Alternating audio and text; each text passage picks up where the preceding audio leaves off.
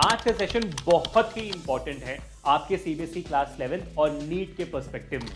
मतलब हम हमेशा से ये कहते हुए आए हैं, इनफैक्ट मेरी शुरुआत के जो भी मैंने इंडिविजुअल स्ट्रैटेजी वीडियोस बनाए थे उसमें मैंने आपको बताया था कि भाई ग्राफ रिलेटेड सवाल बहुत इंपॉर्टेंट आपके नीट के लिए, आपके सीबीएसई क्लास 11 के लिए। आज हम इन्हीं टॉपिक को समझने वाले, ठीक है।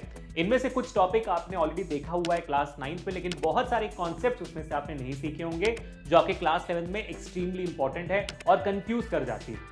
इनमें से बहुत सारे कॉन्सेप्ट में आप आराम से मार्क्स ले जाओगे, लेकिन बहुत सारे कॉन्सेप्ट आपको इतने कंफ्यूज करके रख देंगे कि भाई साहब आप उसमें से जवाब निकालना सही बहुत मुश्किल हो जाएगा। और ऐसे कुछ सवाल होते हैं ना जिनके चारों ऑप्शंस देख के लगता है कि भाई चारों के चारों सही लग रहे हैं, वैसे सवाल आपको ग्राफ के कॉन्सेप्ट से ही ज्यादातर आते हैं। तो आज हम करने क्या क्या वाले मैं आपको एकदम इत्मीनान से बताता हूं, तो आप लोग ध्यान से सुनिए इस बात को। नंबर 1 हम देखेंगे कि भाई आपका डिस्प्लेसमेंट टाइम ग्राफ क्या होता है, यानी कि डीटी ग्राफ क्या होता है ना। डीटी ग्राफ आपने क्लास 9 में पढ़ा हुआ है, डीटी ग्राफ क्या होता है आप जानते हो, फिर भी आज हम सीखेंगे, बेसिक से सीखेंगे। जैसे हम अपने सारे सेशन में एकदम बेसिक से चीज़ों को कॉन्सेप्ट को समझते हैं, वैसे आज भी हम एकदम बेसिक से चीज़ों को सीखेंगे, ठीक है। तो डीटी ग्राफ क्या होती है, डीटी ग्राफ का जो स्लोप होता है वो क्या होता है, वो हम सीखेंगे आज, ठीक है। उसके बाद दूसरी चीज होती है आपकी वीटी ग्राफ, यानी कि वेलोसिटी टाइम ग्राफ क्या होता है आज हम सीखेंगे। और उसके साथ साथ इसका स्लोप क्या होता है और इसका एक्स आपका एरिया अंडर दी कर्व क्या होता है ना। ये दोनों कॉन्सेप्ट जो आपने 9 में पढ़े हैं उनको अच्छे से हम डेप्थ में दोबारा सीखेंगे, रिवाइज भी नहीं, दोबारा सीखेंगे। उसके बाद फिर तीसरी पॉइंट आती है आपका एसर्शन टाइम ग्राफ, है ना। फिर आपका आता है एसर्शन टाइम ग्राफ जो बहुत बहुत इंपॉर्टेंट है।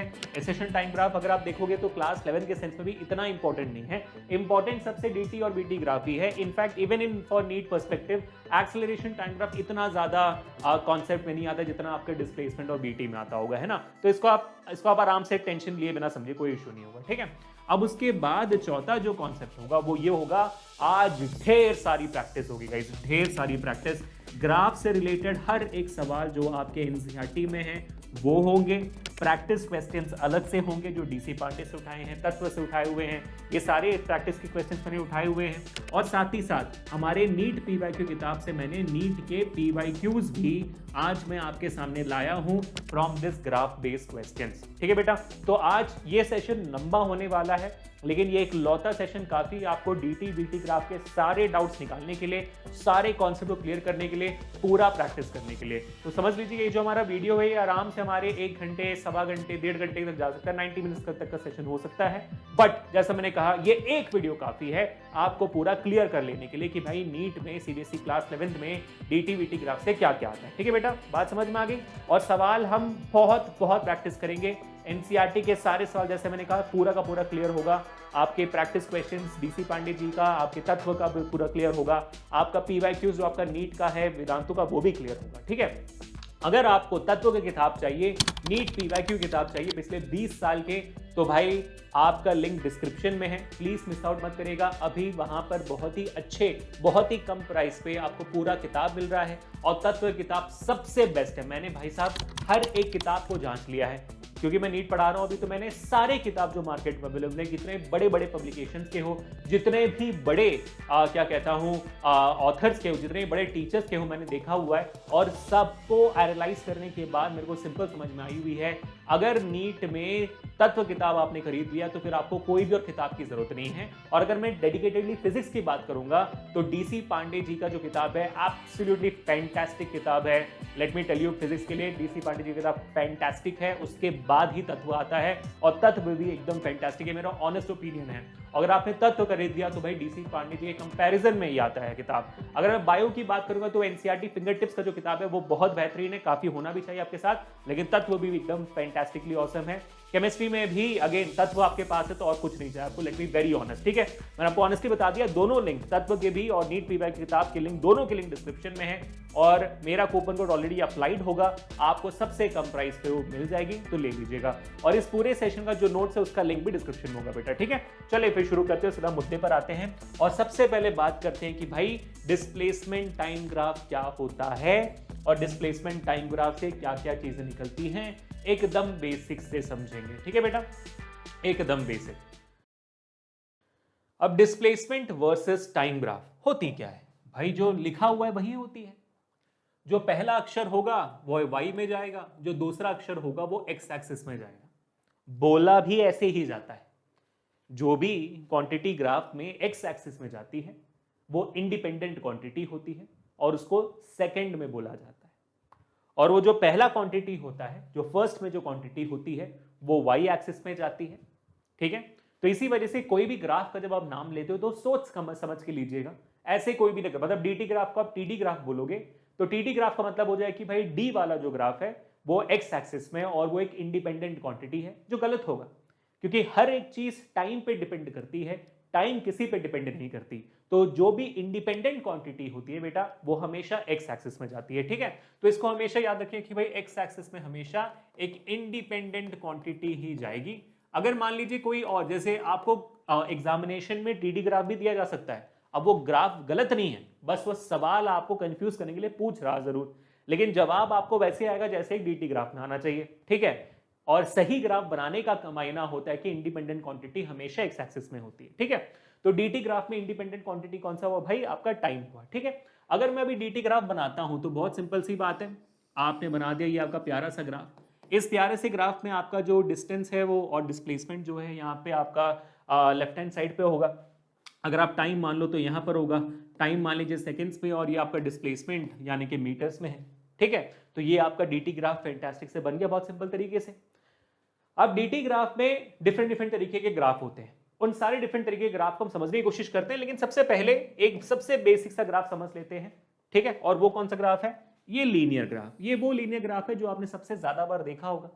इस लीनियर ग्राफ का मतलब क्या है, इस लीनियर ग्राफ के थ्रू ये ग्राफ ये बता रहा है कि डिस्टेंस जैसे जैसे वक्त बढ़ता जा रहा है वैसे वैसे बढ़ता जा रहा है, और इक्वल प्रोपोर्शन से बढ़ रहा है ना। जैसे डिस्टेंस मान लीजिए यहां पर 1 है, 2 सेकंड, 3 सेकंड, 4 सेकंड, 5 सेकंड, और यहां मान लीजिए 1 metre, 2 metre, 3 metre, 4 metre, 5 metre. ठीक है, तो आप देखोगे भाई 1 सेकंड में मेरा 1 मीटर हुआ है, 2 सेकंड में मेरा 2 मीटर हुआ है, 3 सेकंड में मेरा 3 मीटर, 4 सेकंड में मेरा 4 मीटर। आप देख सकते हो that my distance is increasing और displacement is increasing proportional to time, मतलब हर एक सेकंड में इक्वल इंटरवल्स ऑफ टाइम में मेरा इक्वल डिस्टेंस बढ़ते जा रहा है। और ऐसे ग्राफ को हम क्या कहते हैं बेटा, ऐसे ग्राफ को हम कहते हैं यूनिफॉर्म मोशन का ग्राफ, है ना बेटा, यूनिफॉर्म मोशन का ग्राफ है ये। When equal distances are covered in equal intervals of time, it is called as uniform motion. Perfect, सही है, बिल्कुल सही है। अब यहां पर ये जो ग्राफ का स्लोप है वो आपको क्या देता है, ग्राफ का जो स्लोप है वो क्या देता है। अब ये स्लोप क्या होती है यार, आप रास्ते में यहां जाते हो ना, मतलब रोड पे चलते हो, रोड पे साइकिल चलाते हो, रोड पे बाइक में बैठते हो, रोड में कार पे बैठते हो, बस में बैठते हो, सब में बैठते हो ना, रोड में देखा हुआ आपने। अब रोड में चलते चलते कहीं ना कहीं थोड़ी चढ़ाव होती है, कहीं उतराव होती है ना, कहीं बहुत चढ़ाई होती है, कहीं बहुत उतराई होती है कि नहीं, कहीं बहुत ढलान है, कहीं बहुत ऊंचा है, और ऐसे ऐसे करके जाना होता है रोड में। इसी को हम स्लोप कहते हैं ना, अरे भाई यहां पर तो स्लोप बहुत नीचे है, अरे भाई ये कितना बड़ा वो स्लोप है, यही बोलते हो। तो ग्राफ में भी स्लोप यही होती है। स्लोप क्या होती है कि भाई ये कितना ऊंचा हुआ है, ये कितना नीचे है, ये कितना ऊपर है।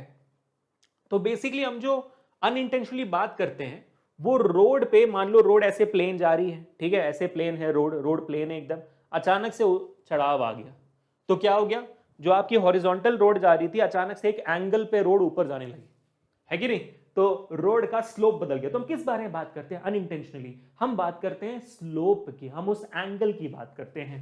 तो यहां पर ये जो स्लोप है, ये जो कर्व है, ये कर्व का स्लोप कितना है, वो है बेसिकली ये जो angle, this angle is what slope is, है ना। प्लीज नोट डाउन कर लो, ये जो आपका एंगल है आपके एक्स एक्सिस और आपके कर्व के बीच में, इसे हम कहते हैं स्लोप, और इसको हम थीटा बोलते हैं। स्लोप को क्या बोलते हैं बेटा, थीटा।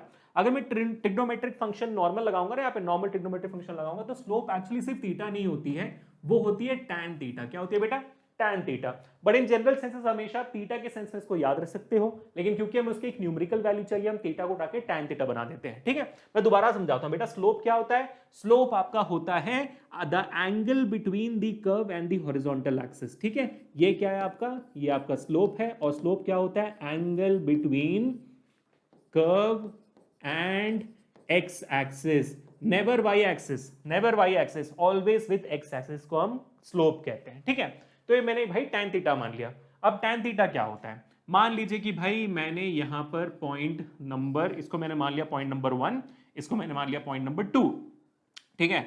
अगर 1 और 2 से ऐसे मैं कनेक्ट कर दूं तो यहां पर एक ट्राइंगल बन जाती है ना, यहां पर क्या बन जाती है, ट्राइंगल बन जाती है।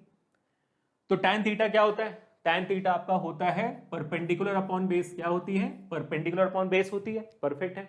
तो यहां पर ये मेरा परपेंडिकुलर हुआ और ये मेरा बेस हुआ, सही है। अब परपेंडिकुलर बेस की वैल्यू डाल देते हैं। मान लो इस पॉइंट नंबर 1 पे जो मेरा y का कोऑर्डिनेट है वो y1 है, ठीक है। जो मेरा y का कोऑर्डिनेट है इस पॉइंट नंबर 1 पे उसको नाम मैंने दे दिया y1, और जो मेरा x का कोऑर्डिनेट है उसको मैंने बोल दिया x1।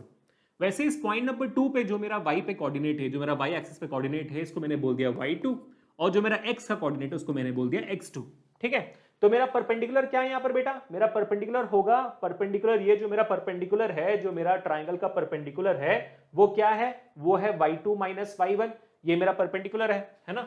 सो मेरा परपेंडिकुलर क्या हुआ यहाँ पर, y2 माइनस y1, ओके। अब वैसे मेरा x एक्सिस में जो बेस है वहां पर क्या है, बेस मेरा ये है which is x2 minus x1। तो अगर मैं x2 को x1 से सब्ट्रैक्ट करूंगा मुझे मिल जाएगा मेरा बेस, y2 को y से सब्ट्रैक्ट करूंगा मुझे मिल जाएगा मेरा परपेंडिकुलर। तो y2 minus y1 upon x2 minus x1 मुझे मिलता है मेरा स्लोप ग्राफिकली।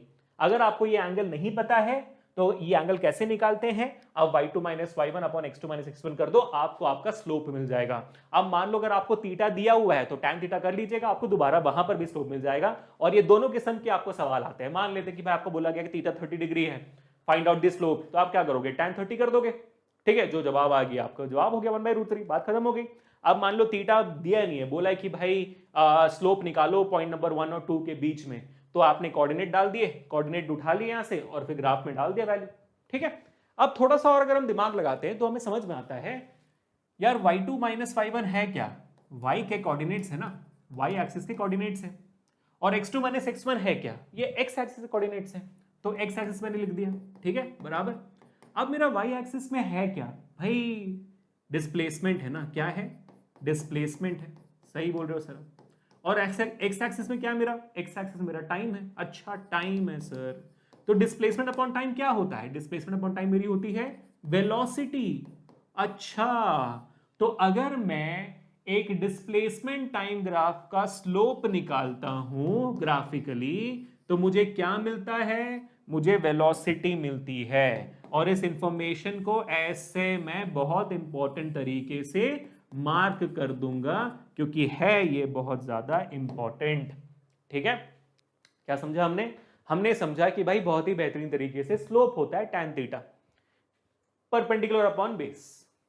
परपेंडिकुलर है y2 माइनस y1, बेस है x2 माइनस x1, तो y axis upon x axis, y axis क्या है भाई, डिस्प्लेसमेंट है, और x एक्सिस आपका टाइम है। तो बेसिकली वेलोसिटी बन गई आपकी स्लोप, है ना, वेलोसिटी बन गई आपकी स्लोप। तो फॉर एग्जांपल अगर मैं आपको यहां पर वैल्यू निकालने के लिए बोलूं तो आप निकाल पाओगे, बताइए भाई। यहां पर सवाल ये सेम है, क्वेश्चन नंबर 1 आपके सामने, क्वेश्चन नंबर 1 आपके सामने एग्जांपल क्वेश्चन यहां पर मैं दे रहा हूं। प्लीज इस सवाल में बताइए कि आपका इस ग्राफ का स्लोप क्या है, please find out the slope और please find out the velocity. एक ही बात है, सवाल में आपको बोल सकते हैं स्लोप निकालो, सवाल में आपको बोल सकते हैं वेलोसिटी निकालो। तो कैसे निकालोगे, आपने डाल दिया भाई, फॉर्मूला डाल दिया, slope is equal to velocity which is equal to y2 minus y1 upon x2 minus x1, ठीक है। आपने वैल्यू डाल दिया, y2 क्या है यहाँ पर, या मेरा y2 कोऑर्डिनेट 4 है, y1 क्या है 0 है, मेरा x2 कोऑर्डिनेट 4 है, x1 कोऑर्डिनेट क्या है 0 है। तो 4 माइनस 0 तो 1 मीटर पर सेकेंड आपकी वैल्यू आ गई। ऐसे निकालते हैं slope for a DT graph, बहुत सिंपल, क्लियर हो गया सबको, ठीक है। अब हमें समझना है कि what are the different types of displacement time graph जो आपको मिल सकता है आपके एग्जामिनेशन में, ठीक है। अब आगे बढ़ने से पहले मैं कुछ चीजें आपको बताना मिस कर गया कि यहां पर इन प्रैक्टिस क्वेश्चंस के अलावा आपके साथ और भी बहुत सारी इंटरेस्टिंग चीजें मैं बताने वाला हूं जो आपको नोट डाउन करना बहुत इंपॉर्टेंट है। और वो क्या है कि भाई कोरेस्पॉन्डिंग ग्राफ कैसे बनाते हैं। कोरेस्पॉन्डिंग ग्राफ का मतलब आपको हमने दे दिया एक डिस्टेंस टाइम ग्राफ, उस डिस्टेंस टाइम ग्राफ से वेलोसिटी टाइम ग्राफ बनाइए, है ना, या तो वेलोसिटी टाइम ग्राफ दे दिया, वहां से आप डिस्टेंस टाइम ग्राफ बनाइए। तो ये कोरेस्पॉन्डिंग ग्राफ कैसे बनाते हैं वो भी आज मैं आपको सिखाऊंगा। और साथ ही साथ अगर आपको पूछा जाए कि भाई डिस्प्लेसमेंट की, वेलोसिटी की, एक्सेलरेशन की आप साइन बताओ ग्राफ में देखकर, वो सबसे ज्यादा क्रिटिकल सवाल होते हैं जो बच्चे भूल जाते हैं, समझ नहीं आता कैसे करना होता है, वो साइन कैसे निकालते हैं वो भी मैं आपको आज बताऊंगा। जो एनसीईआरटी में भी सवाल है उनको भी सॉल्व करेंगे। तो sign of dt bt graph है ना, बहुत बहुत इंपॉर्टेंट, इसको भी आज हम सीखेंगे। ठीक है बेटा, मैं बोलना भूल गया आपको क्योंकि ये सबसे क्रूशियली इंपॉर्टेंट है जो आज हम सीखने वाले हैं। चलो ये बात होगी क्लियर, सबको समझ में आ गया कि स्लोप क्या होता है। ठीक है, परफेक्ट है। अब हम आगे बढ़ते हैं और मैं आपको different varieties of DT graph बताता हूं, टाइप्स ऑफ डीटी ग्राफ। ठीक है, तो सब लोग यहां पे नोट डाउन करेंगे ताकि जैसे आप डीटी ग्राफ देखो आपको समझ में आ जाए कि भाई कौन से वैरायटी का है ये। और ये सबसे बेसिक है, ये सबसे बेसिक वाले टाइप्स ऑफ डीटी ग्राफ। ठीक है, चलो सब लोग यहां पे ध्यान से देखो, बहुत सिंपल सिंपल ग्राफ है।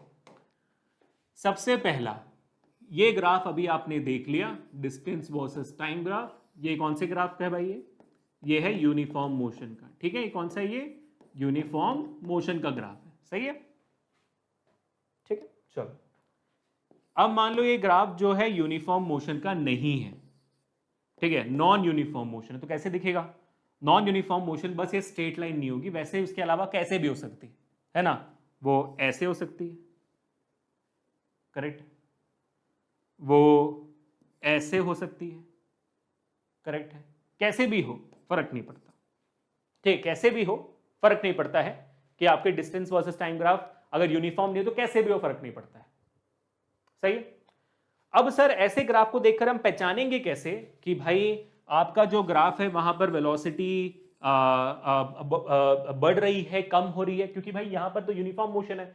यूनिफॉर्म मोशन में स्पीड कांस्टेंट होती है, यूनिफॉर्म मोशन में स्पीड, यूनिफॉर्म मोशन में वेलोसिटी कांस्टेंट होती है, इसलिए आपको देखो यहां पर बराबर 1 मीटर पर सेकंड की वैल्यू आई है। अगर मान लीजिए आपका यूनिफॉर्म मोशन नहीं है, नॉन यूनिफॉर्म मोशन नहीं है, नॉन यूनिफॉर्म मोशन है, तो वहां पर कैसे पता चलेगा कि भाई वेलोसिटी बढ़ रही है, कम हो रही है? क्योंकि नॉन यूनिफॉर्म मोशन में वेलोसिटी कांस्टेंट नहीं होती है। ठीक है, तो मैं यहां पे लिख देता हूं कि यूनिफॉर्म मोशन है यानी कि velocity is equal to constant. ये एक इंपॉर्टेंट टर्म है जो हमें पता होनी चाहिए, है ना, प्लीज इसको नोट डाउन करिए। यूनिफॉर्म मोशन में वेलोसिटी कांस्टेंट होती है, नॉन यूनिफॉर्म मोशन में वेलोसिटी कांस्टेंट नहीं होती। तो यहां पर हम कैसे निकालेंगे कि भाई आपका वेलोसिटी बढ़ रहा है या कम हो रहा है? सबसे पहले जो आपका एक कर्व्ड लाइन होती है, उस कर्व्ड लाइन में सर स्लोप कैसे निकालते हैं? क्योंकि यहां पर तो स्लोप तो डिफिकल्ट है ना, स्लोप कैसे निकालोगे भाई? यहां पर तो थीटा डाल दो, स्ट्रेट लाइन है, राइट एंगल ट्रायंगल बन गया, बात खत्म हो जाती है। यहां पर कैसे स्लोप निकालेंगे? तो जब भी आपको एक नॉन यूनिफॉर्म मोशन कर्व में, ये क्या है भाई? ये नॉन यूनिफॉर्म मोशन है, और नॉन यूनिफॉर्म मोशन में स्पीड कांस्टेंट नहीं होती है, वेलोसिटी कांस्टेंट नहीं होती है।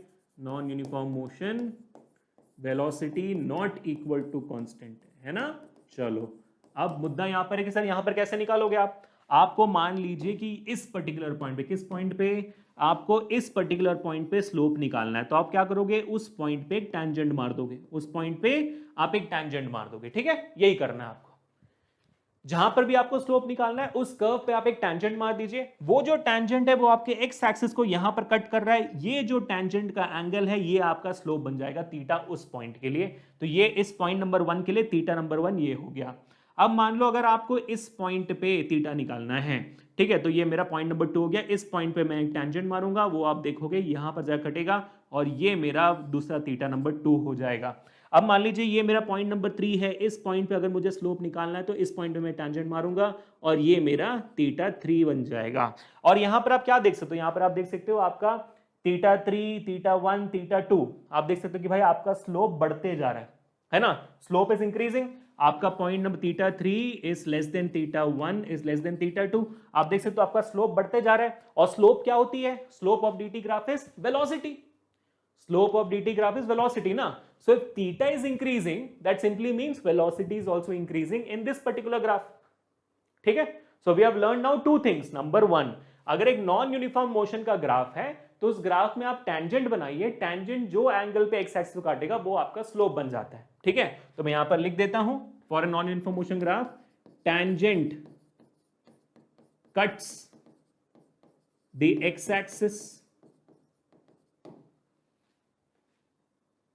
ठीक है, और जो एंगल बनाता है and the angle made gives slope. ठीक है, प्लीज नोट डाउन कर लीजिए, बहुत बहुत बहुत बहुत ज्यादा इंपॉर्टेंट यहां पर, ये इस पॉइंट को नोट डाउन कर लेना। ठीक है बेटा, बात खत्म होगी। चलो सर अगर ऐसी बात है तो चलो एक और ग्राफ बनाते हैं ना, तो ये चलो बनाते हैं, ये तीसरा ग्राफ हमारे लिए। ये रहा आपका ग्राफ, ये है आपका डिस्प्लेसमेंट, ये आपका टाइम है। मान लीजिए ग्राफ आपका ऐसे है, तो ऐसे है सर, तो फिर क्या करें हम, यहां पर हम कैसे बनाएंगे हमारा टेंजेंट, यहां पर हम कैसे समझ में आएगा कि भाई हमारा जो डिस्प्लेसमेंट है, जो हमारा वेलोसिटी है, वो कम हो रहा है कि बढ़ रहा है। चलो भाई देख लेते हैं यहाँ पर, है ना, चलो दोबारा देख लेते हैं यहाँ पर हमारा डिस्प्लेसमेंट कम हो रहा है, बढ़ रहा है कि नहीं। तो इसको मैं क्या करूंगा, इस ग्राफ को थोड़ा पीछे की तरफ एक्सटेंड कर दूंगा, क्योंकि मैं अंदर की तरफ टेंजेंट नहीं बना सकता। मैं टेंजेंट मैं इस पॉइंट को लेकर यहां पर मैं टेंजेंट नहीं बना सकता, क्योंकि अगर मैं यहां पर ऐसे टेंजेंट बनाऊंगा तो ये सर्कल, मान लो अगर मैं इसको एक्सटेंड करता हूं, तो अगर मैं यहां पर टेंजेंट बनाऊंगा तो वो सर्कल को यहां पर भी काटेगा, यहां पर भी काटेगा, है ना। A tangent cannot cut a circle or touch a circle at 2 points. It has to touch the circle at only 1 point. Definition of a tangent क्या है? Tangent का definition होता है a line that touches the circle at only 1 point. तो मैं अंदर की तरफ से tangent नहीं बना सकता हूं, तो मैं क्या करूंगा, मैं tangent basically बनाऊंगा, एकदम क्लियर कर देता हूं यहां पर मैं आपके लिए, ठीक है। मैं tangent ऐसे बनाऊंगा बाहर से, तो इसी वजह से मैंने इसको बाहर से एक्सटेंड किया, क्योंकि मुझे ये एंगल निकालना जरूरी है, ये थीटा का एंगल मेरे को चाहिए ना, समझ रहे हो, वो थीटा का एंगल मेरे को चाहिए। तो ये मेरा पॉइंट नंबर 1 है, ये थीटा नंबर 1 हो गया। अब मान लो अगर मैं इस पॉइंट पे टेंजेंट बनाता हूं, तो ये मेरा टेंजेंट ये रहा, ये मेरा थीटा 2 हो गया, ठीक है, पॉइंट नंबर 2 के लिए। अगर मैं इस पॉइंट के लिए बनाता हूं तो आप देखोगे ये मेरा थीटा 3 हो गया, पॉइंट नंबर 3 के लिए, ठीक है। तो आप देख सकते हो भाई मेरा पहला थीटा इतना बड़ा था, आप देखोगे मेरा थीटा इतना बड़ा था, फिर छोटा हो गया और छोटा हो गया। तो ये मेरा स्लोप कैसा है, यहां पर मेरा थीटा छोटा हो रहा है तो स्लोप कम हो रही है, स्लोप कम हो रही है तो मेरा वेलोसिटी कम हो रहा है यहां पर। This how I find it out. तो नॉन यूनिफॉर्म मोशन में वेलोसिटी बढ़ रही है, कम हो रही है, इसको बनाने के लिए आपको बस वो थीटा बनाना है। और मैं आपको शॉर्टकट बता देता हूं, जरूरी नहीं कि आपको यहां तक ले आना है भाई, आपको एक्स एक्सिस में कट करना जरूरी नहीं है। एक सिंपल सा तरीका मैं बता देता हूं आपको इन दोनों ग्राफ्स के लिए, ठीक है। दोनों ग्राफ्स मैं दोबारा बनाता हूं यहां पर, so that it's very easy for you to understand, ठीक है। ये मेरा ग्राफ है ना, पहला वाला, जहां पर मैं थीटा काट रहा हूं, जिस पॉइंट पे मैं थीटा काट रहा हूं, जैसे मान लो ये मेरा थीटा, यहां पर मैं टेंजेंट बना रहा हूं, ठीक है। तो मैं टेंजेंट यहां पे बना दूंगा, बस पूरा नहीं ले आऊंगा, इसके पैरेलल यहां पर एक लाइन बना दूंगा, एक्स एक्सिस के पैरेलल मैं एक लाइन बनाऊंगा, बात खत्म। तो ये जो एंगल होगी वही एंगल नीचे तक काटने के बाद भी यहां पर भी वही एंगल होगी, तो ऊपर ही बना दूंगा ना, जैसे यहां पर भी। इसके लिए मैं क्या करूंगा, इसलिए ग्राफ ऐसे जा रही है, ठीक है। तो I will not bring it till here, क्यों भाई इतना काम क्यों करना, यहां पर है, ठीक है। तो ये मेरा ग्राफ है, बस यहीं पे हॉरिजॉन्टल लाइन बना दो, ये मेरा थीटा हो गया, बस क्यों यहां तक ले आना, यहां तक भी ले आओगे तो यही एंगल बनेगा, फर्क नहीं पड़ता। तो जहां पर मेरी कट रही है ना, वहीं पर मैं स्लोप बना दूंगा, शॉर्टकट है वो, ठीक है बेटा। तो नॉन यूनिफॉर्म मोशन में ये हो गई बात। चलो अब मैं आगे बढ़ता हूं और आपको आखिरी सा सिंपल सा ग्राफ बताता हूं, जो बहुत बहुत सिंपल है, ठीक है। पॉइंट नंबर 4 में बता देता हूं आपको, ये रहा आपके सामने, और यहां पर एक बहुत इंटरेस्टिंग सा सवाल है कि अगर मेरा ग्राफ ऐसे हुआ तो क्या, what if my graph is like this. ये कौन सा ग्राफ है, इस ग्राफ को आप ध्यान से देखिए, आपने इसको पढ़ा हुआ है आपके 9th ग्रेड में भी, और बहुत बहुत सिंपल सा ग्राफ है ये। और वो ग्राफ ये कहता है कि भाई वक्त के साथ मेरा डिस्प्लेसमेंट बदल ही नहीं रहा, भाई डिस्प्लेसमेंट इज कांस्टेंट। ये कौन सा ग्राफ है मेरा, डिस्प्लेसमेंट इज कांस्टेंट, मेरा डिस्प्लेसमेंट कांस्टेंट है, डिस्प्लेसमेंट इज कांस्टेंट। तो डिस्प्लेसमेंट इज कांस्टेंट, तो यानी कि आपका स्पीड और वेलोसिटी इज इक्वल टू 0 है, यहां पर वेलोसिटी 0 हो गई, क्योंकि डिस्प्लेसमेंट कांस्टेंट है, डिस्प्लेसमेंट नहीं बदल रहा, वक्त के साथ में डिस्प्लेसमेंट नहीं बदल रहा है, वेलोसिटी 0 है, that means my object is at rest. तो the object is at rest, ये पोजीशन है यहाँ पे, रेस्ट पे है, स्टेशनरी है आपका ऑब्जेक्ट, ये बता रहा है आपका ये सिंपल सा ग्राफ। आप लोग सब लोग इस ग्राफ को जानते होंगे। अब मैं आपको एक बहुत ही इंपॉर्टेंट सवाल पूछता हूँ आपके क्लास 11th का, जो आपको जानना चाहिए, ठीक। क्लास 11th का एक बहुत इंपॉर्टेंट सवाल है, और वो सवाल ये है कि ये मान लीजिए आपका डिस्टेंस टाइम ग्राफ है ऐसे, ठीक है। तो इज दिस ग्राफ पॉसिबल और नॉट, क्या ये ग्राफ पॉसिबल है कि पॉसिबल नहीं है, ठीक है। एक और सवाल है, वो भी हम करेंगे थोड़ी देर बाद जाके। ये ग्राफ भी आप देख लेते हैं, डिस्टेंस टाइम ग्राफ है यहां पर, ठीक है। क्या ये ग्राफ पॉसिबल है कि नहीं।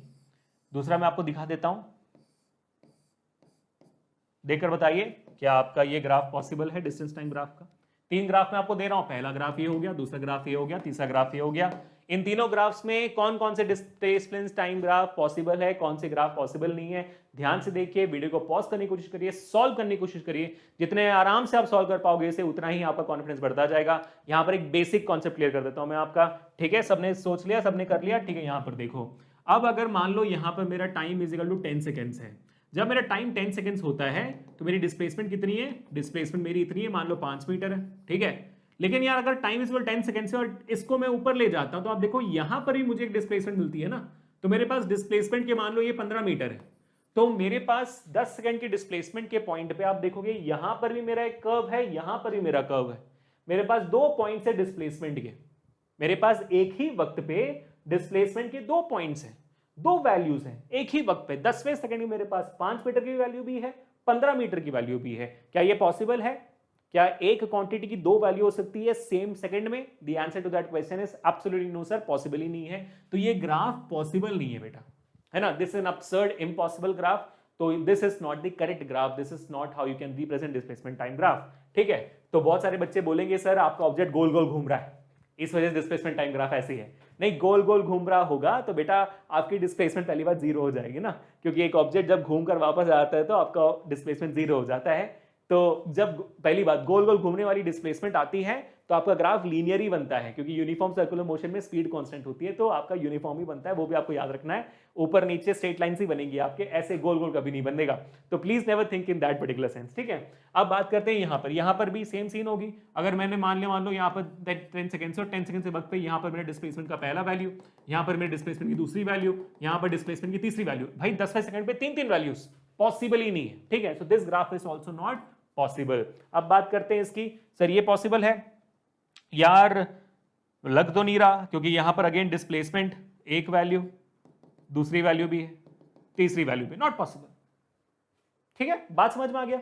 तो जहां पर भी जिस भी ग्राफ में, चाहे डीटी ग्राफ हो, वीटी ग्राफ हो, कुछ भी ग्राफ, अगर आपको एक ही सेकंड में मल्टीपल वैल्यूज दिख रहे हैं ग्राफ को देखकर, तो अब्सर्ड है, निकाल देना बाहर, ठीक है। क्लियर हो गया। तो आज हम ये जो भी कॉन्सेप्ट कर रहे हैं, जो भी सवाल कर रहे हैं बच्चों, एक्सट्रीमली इंपॉर्टेंट, बहुत बहुत इंपॉर्टेंट कॉन्सेप्ट कर ले हैं, और इतने डेप्थ में आपको कोई भी वीडियो यूट्यूब पर नहीं मिलेगी, ये मेरी ऑनेस्ट ओपिनियन है आपसे। इतने डेप्थ में, इतने सिंपल तरीके में, भाषा में आपको ऐसी वीडियो और बिल्कुल नहीं मिलेगी। तो वीडियो को लाइक जरूर करना बच्चों, शेयर जरूर करना, इस चैनल को सब्सक्राइब जरूर करना, क्योंकि वही तरीका है जिसके थ्रू हम भी ग्रो कर पाएंगे, मैं भी ग्रो कर पाऊंगा। तो प्लीज सब्सक्राइब जरूर करिएगा चैनल को, लिंक डिस्क्रिप्शन में लिंक है आपके पूरे नोट्स का, ठीक है, ले लीजिएगा। अब आगे बढ़ते हैं टू द नेक्स्ट कॉन्सेप्ट। अरे सवाल आ गया, चलो जो अभी हमने कॉन्सेप्ट किया है ना, उस कॉन्सेप्ट के ऊपर एक बहुत ही प्यारा सा सवाल करते हैं, उसके बाद फिर आगे बढ़ेंगे हमारे वीटी ग्राफ की तरफ। तो सवाल क्या कहता है, एनसीईआरटी का सवाल है, क्वेश्चन नंबर 2.4 है, आप देख सकते हो, ठीक है। सारे सवाल एनसीईआरटी कर रहे हैं हमारे हर सेशन में, टॉपिक बाय टॉपिक, ठीक है। A drunkard walking in a narrow lane takes 5 steps forward and 3 steps backward, ठीक है। एक बेसिकली ड्रंकर्ड, पियक्कड़, ठीक है, जब चल रहे हैं तो 5 स्टेप आगे लेते हैं, 2 3 4 5 स्टेप आगे लेते हैं, ठीक है। उसके बाद 3 स्टेप पीछे लेते हैं, 1 2 3।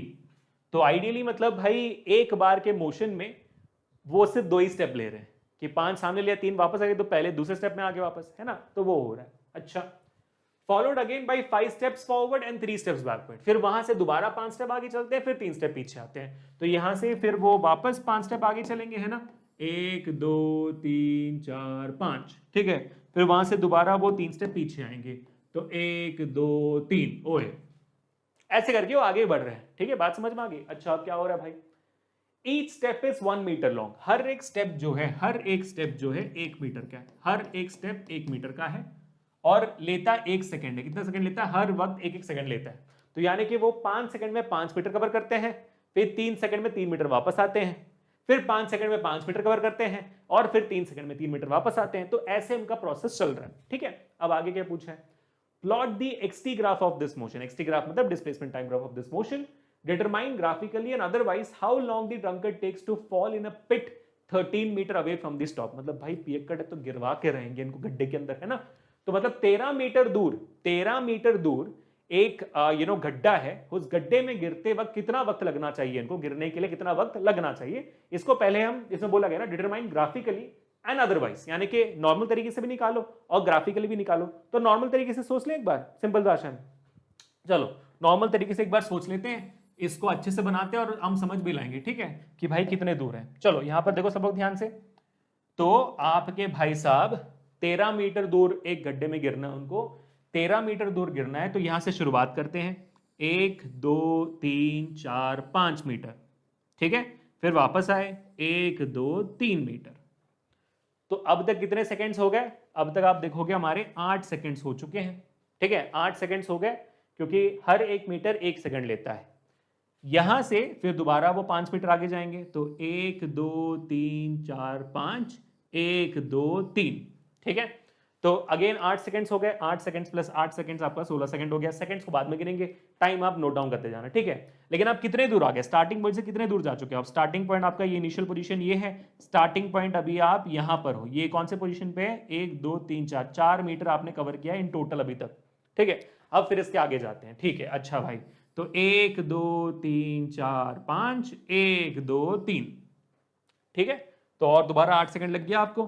अब आपका कितना डिस्टेंस हो गया? 4 था, अब यहां पर कितने हो गए भाई? 2 हंचस ना, तो 6 मीटर हो गए, 6 मीटर हो गए। अब और 5 स्टेप आगे जाओ, तो 1 2 3 4 5, 1 2 3, ठीक है। कितने सेकंड हो गए? 8 सेकंड और हो गए, 8 सेकंड और हो गए। कितना और कितनी दूरी हो गई आपकी? 2 हंचेस और, तो 8 मीटर हो गया। फिर और आगे बढ़ेंगे, तो 1 2 3 4 5, पहुंच गए। फिर आगे कर ले, नहीं करने की जरूरत नहीं है ना। क्यों नहीं करनी है? क्योंकि भाई देखो मैं 8 मीटर पर हूं, 8 मीटर के बाद जब मैंने 5 कदम चला, तो 9 मीटर 10 मीटर 11 मीटर 12 मीटर 13वें मीटर पे तो गड्ढा है, मैं गिर गया।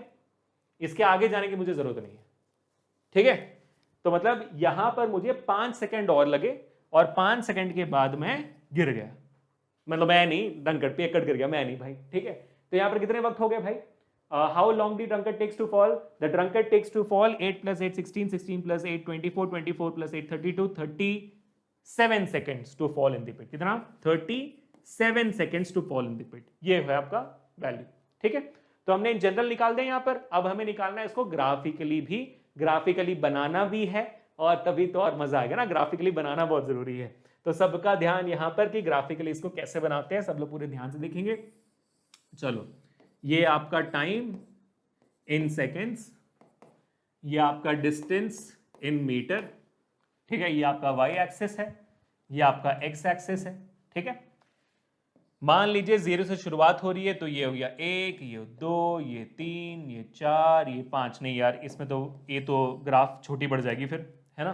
तो 2 लेते हैं, 2 करके लेते हैं। 2 भी होगा क्या? 2 भी शायद कम लगेगा, थोड़ा सा और 5 ले ले क्या? 4 ले लेते हैं, आई थिंक 4 इज फाइन, 4 ठीक है। चलो 4 8 12 16 20 24 28 32 36, सही, ठीक है। और यहां पर भी मेरे ख्याल से 4 के टर्म्स में ले सकते हैं। तो 4 8 12 16 20 24 28, ठीक है, परफेक्ट है। चलो अब हम आगे बढ़ते हैं और सॉल्व करते हैं, इसको बनाते हैं, ठीक है।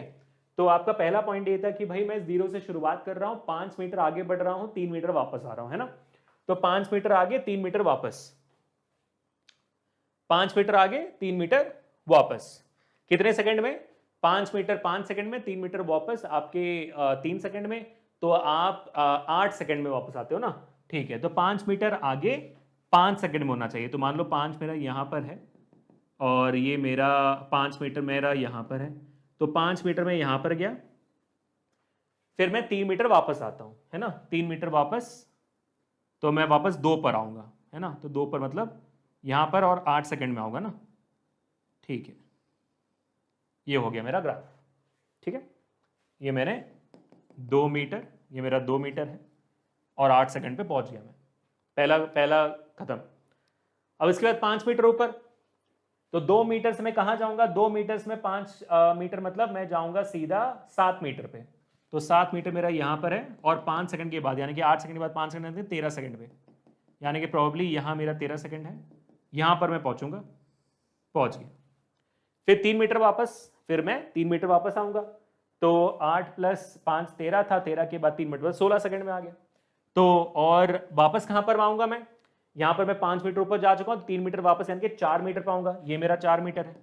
तो मुझे यहां पर आना है 16 सेकंड पे, ठीक है, खत्म, पहुंच गया। यहां से अब दोबारा 5 मीटर यानी कि 5 सेकंड, 16 + 5 21, तो 21 मेरा यहां पर होगा। और कहां तक जाऊंगा मैं, आई एम एट 4, तो मैं 9 मीटर तक जाऊंगा, तो 9 मीटर मेरा यहां पर होगा, प्रॉब्लम मेरा यहां पर होगा। तो ये गया मैं 9 मीटर पे, ठीक है। फिर 3 मीटर वापस, फिर 3 मीटर वापस, यानी कि 9 में से अगर 3 को मैं निकालता हूं तो यानी कि 6 मीटर पे आ गया मैं। 6 मीटर पे आ रहा हूं, कितने सेकंड में, 24 सेकंड में। तो 24, 6 कहां पर है भाई, 6 यहां पर है, यहां पर है 24 सेकंड में, परफेक्ट, ठीक है। अब दोबारा 5 सेकंड और, तो यानी कि 6 मीटर + 5 सेकंड मैं कहां पर हूं, 11 मीटर पे। तो मेरा 11 यहां पर होगा, यहां पर 24 सेकंड, 24 + 29 सेकंड्स के बाद, तो 29 सेकंड्स प्रॉब्ली यहां पर होगी, ये पहुंच गया मैं। फिर 3 मीटर वापस, यानी कि मैं 8 मीटर पे आ रहा हूं, 11 मीटर के बाद सीधा 8 मीटर पे आ रहा हूं मैं। 8 मीटर यहां पर है मेरा पॉइंट बेटा, और 32 सेकंड्स पर हूं, ठीक है, ये मैं पहुंच गया।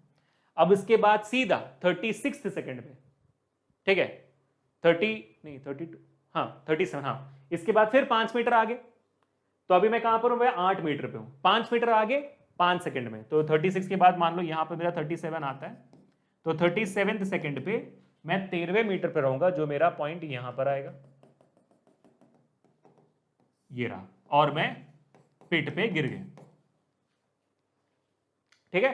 तो आप देखोगे ग्राफ जाती है ऊपर, नीचे आते, वापस जाती, नीचे आते, वापस जाते, नीचे आते, तो ऐसे आपका ग्राफ बन जाना चाहिए फॉर दिस पर्टिकुलर क्वेश्चन। बहुत ही प्यारा सवाल है, क्लास 11 के लिए तो आप समझ लो कि आंख बंद करके आपके पहले एग्जामिनेशन में आ सकता है। बहुत ही प्यारा सवाल, बहुत ही बढ़िया सवाल, ठीक है, नोट डाउन कर लिया। आप देखो कितना वक्त लग रहा है, समझ के करने में वक्त लगता है, इसलिए मैंने बोला था कि ये सेशन लंबा जाएगा।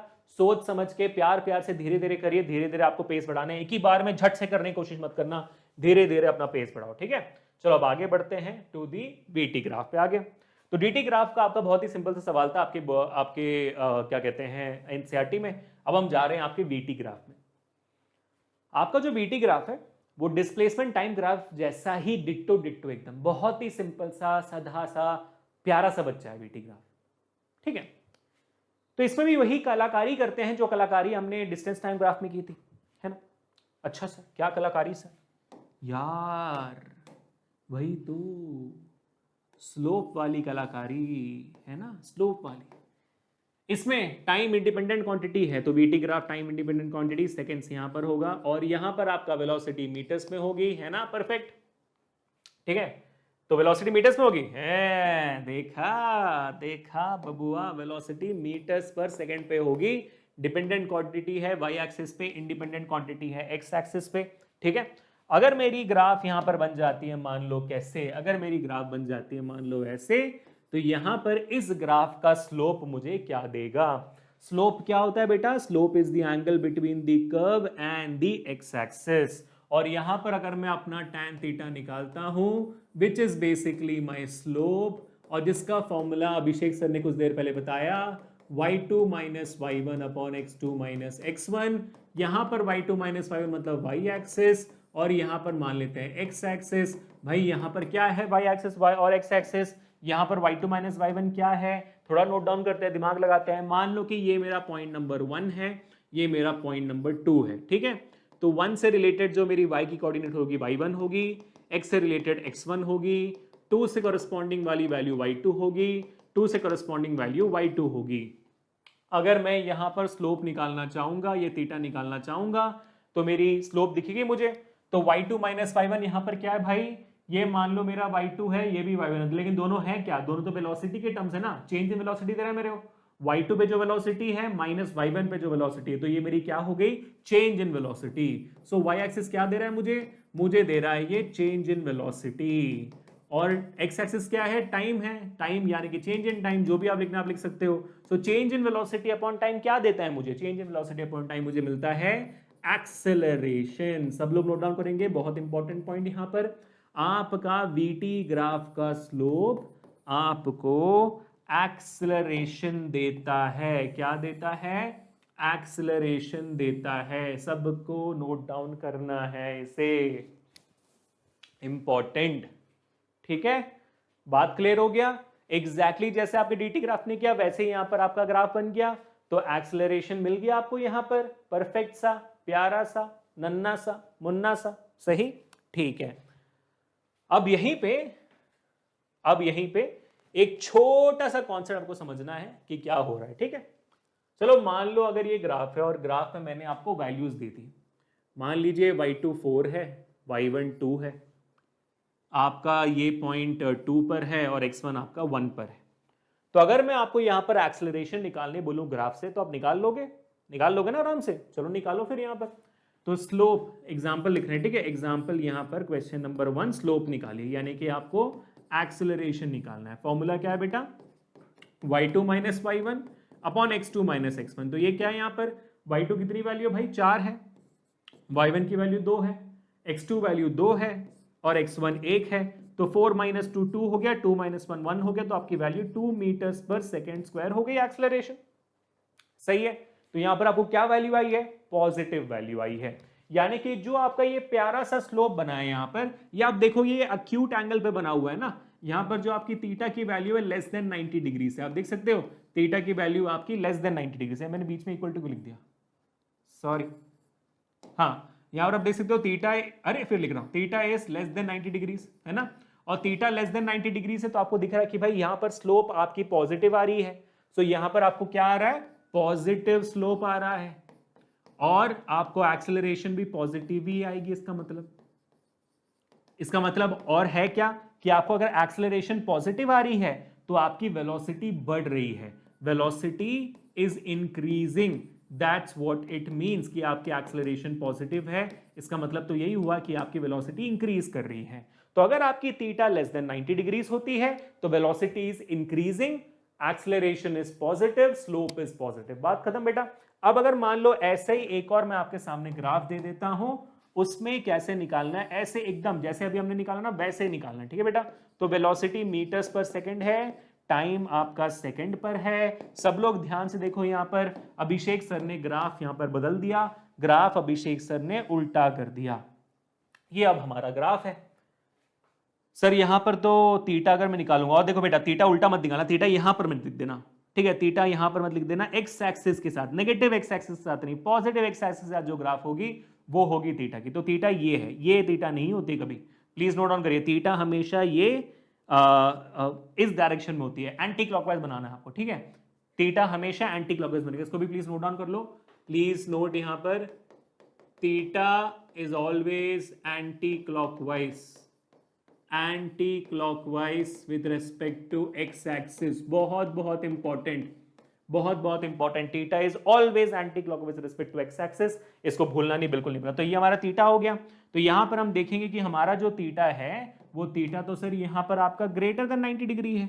yes, theta is greater than 90 degree. In this case, what is the kind of slope you get? Let's try to find out, है ना, let's try to find out. तो मान लीजिए कि भाई इस पॉइंट को मैंने पॉइंट नंबर 1 मान लिया, इस पॉइंट को मैंने पॉइंट नंबर 2 मान लिया। ठीक है, पॉइंट नंबर 1, पॉइंट नंबर 2। तो 1 पे जो कोऑर्डिनेट होगी वो मेरी y1 होगी और x की जो कोऑर्डिनेट होगी वो x1 होगी। 2 पे जो कोऑर्डिनेट होगी x2 होगी और ये मेरा y2 होगा। तो चलिए सेम स्लोप निकालते हैं, वैल्यूज डालते हैं, देखते हैं कि क्या वैल्यू आती है। तो ये है एग्जाम्पल नंबर 2, आपको निकालना है क्वेश्चन नंबर 2 में स्लोप। स्लोप क्या होती है? एक्सेलरेशन होती है और एक्सेलरेशन की value y2 minus y1 upon x2 minus x1 होती है। Let's take the same values यहाँ पर जो हमने लिया था, है ना, let's take the same values. y1 आपकी 2 है, y2 आपका नहीं, उल्टा होगा ना, उल्टा हो जाएगा, ये 4 है यहाँ पर y1 और ये यहाँ पर 2 है, सेम है ना, हाँ ठीक है, हाँ बराबर। और यहाँ पर ये जो वैल्यू है आपकी 2 पर है और ये आपकी 1 पर है, ये 2 पर है, ये आपकी 1 पर है। तो y2 की वैल्यू कितनी है यहाँ पर? y2 की वैल्यू 2 है, y1 की वैल्यू 4 है, x2 की वैल्यू 2 है, x1 की वैल्यू 4 है। ठीक है, तो यहाँ पर वैल्यू कितनी आ जाएगी आपकी? -2 मीटर्स पर सेकेंड स्क्वायर की वैल्यू की। आप देखोगे सेम ग्राफ है लेकिन उल्टा कर दिया हमने, तो हमारी वैल्यू एक्सेलरेशन की नेगेटिव होगी, स्लोप आपकी नेगेटिव होगी। What does that indicate? That clearly indicates कि अगर आपका थीटा ग्रेटर देन 90 डिग्री है बेटा, तो आपकी स्लोप नेगेटिव होगी। और स्लोप क्या है यहाँ पर, एक्सेलरेशन है, तो एक्सेलरेशन नेगेटिव होगी। और एक्सेलरेशन नेगेटिव मतलब क्या है भाई, आपकी वेलोसिटी कम हो रही है, देखो 4 से 2 हो रही है आपकी velocity, so velocity is decreasing. आपके नेगेटिव स्लोप का मतलब होता है वेलोसिटी इज डिक्रीजिंग। समझ गए? समझ गए बच्चों? जो भी मैं रेड में लिखूंगा आज के सेशन में एक्सट्रीमली इंपॉर्टेंट है, नोट डाउन करते जाइए। ये सब बहुत बेसिक चीजें जो आपको पता होनी चाहिए, पूरा का पूरा। ठीक है, क्लियर हो गया? स्लोप क्या देती है, सबको समझ में आ गया? परफेक्ट है, चलो भाई साहब बहुत बढ़िया।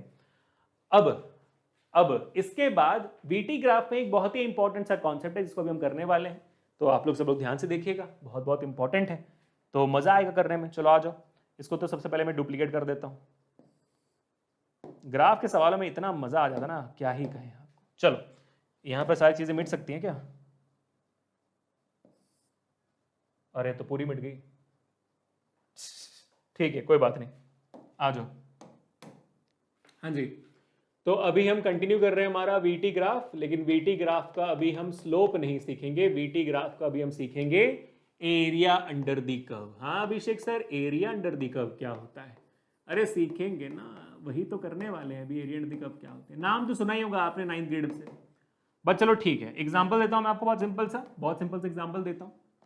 ये ग्राफ पहले तो बता दो कि भाई ये मीटर्स पर सेकेंड है, ये आपका टाइम है, ये सेकेंड्स पर है। इस ग्राफ का मतलब क्या होता है? जैसे डिस्प्लेसमेंट टाइम ग्राफ में इसका मतलब था कि आपका ऑब्जेक्ट जो है स्टेशनरी है, रेस्ट पे है। यहां पर इसका मतलब क्या होता है? यहां पर देखो, जल्दबाजी में दोबारा मत बोल रहे सर ऑब्जेक्ट स्टेशनरी है, नहीं भाई ये वीटी ग्राफ है, डीटी ग्राफ नहीं। मैं 9 से देखता हूं बच्चों को यही गलती करते हैं, ये वीटी ग्राफ है। यहां पर इस ग्राफ का मतलब क्या है? यहां पर इस ग्राफ का मतलब यह है कि भाई वेलोसिटी वक्त के साथ कांस्टेंट है, वेलोसिटी नहीं बदल रही है, यानी कि मेरा ऑब्जेक्ट यूनिफॉर्म मोशन में, स्पीड मेरा कांस्टेंट है। बात समझ में आ रही है? प्लीज गलती मत करना, वेलोसिटी कांस्टेंट का मतलब ये होता है कि भाई मैं सेम वेलोसिटी से चल रहा हूं, मैं स्टेशनरी क्यों हूं? मैं स्टेशनरी नहीं हूं भाई, velocity is constant, that I'm moving with a constant speed, that's what it means, है ना? So this is your uniform motion, इसको मत भूलिएगा। अब मैं अगर आपको स्लोप यहां पर निकालने बोलूं, स्लोप कितनी होगी? स्लोप तो 0 है सर, क्योंकि भाई इन कर्व और इस एक्सिस के बीच में क्या स्लोप है? 0 है, थीटा इज इक्वल टू 0 ना। So if theta is equal to 0 there is no slope, yes there is no velocity, velocity is equal to 0, sorry velocity is equal to constant यहां पर। Acceleration is equal to 0, क्योंकि VT graph का slope आपको acceleration देता है, और इसलिए acceleration is equal to 0 यहां पर, theta is equal to 0, acceleration is equal to 0, perfect. लेकिन अगर मैं आपको बोलूं भाई एक काम करना, ये जो कर्व है, इस कर्व के नीचे का एरिया निकाल के दिखाओ, area under the curve, curve के नीचे का एरिया निकाल के दिखाओ, क्या आएगा देखते हैं। चलो मान लो इसको अगर मैंने बोल दिया ए बी सी और डी, दिखने में तो परफेक्ट ये रेक्टेंगल लग रहा है ना, दिखने में क्या लग रहा है? रेक्टेंगल लग रहा है। चलो ठीक है, तो एक काम करते हैं, एरिया अंडर द कर्व निकालते हैं, एरिया ऑफ द रेक्टेंगल, ठीक है? तो एरिया अंडर द कर्व क्या है यहाँ पर? Area of the rectangle A B C D क्या होती है भाई? आपकी एरिया ऑफ रेक्टेंगल, रेक्टेंगल की एरिया होती है लेंथ इंटू ब्रेड्थ। यहाँ पर लेंथ कितनी है? मान लो ए बी है, और ए बी ब्रेड्थ कितनी है आपकी? मान लो बी सी है, ठीक है? तो ए बी क्या होती है?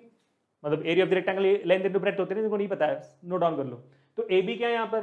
सर ए बी तो मेरा टाइम है, यहाँ पर ए बी मेरा टाइम है, ठीक है, टाइम लिख दिया मैंने, ठीक है। और बी सी क्या है मेरा? मुझे यहाँ पर बी सी मेरा वेलोसिटी है, सर वाई एक्सिस का वैल्यू दे रहा है मेरे को, वेलोसिटी दे रही है, ठीक है।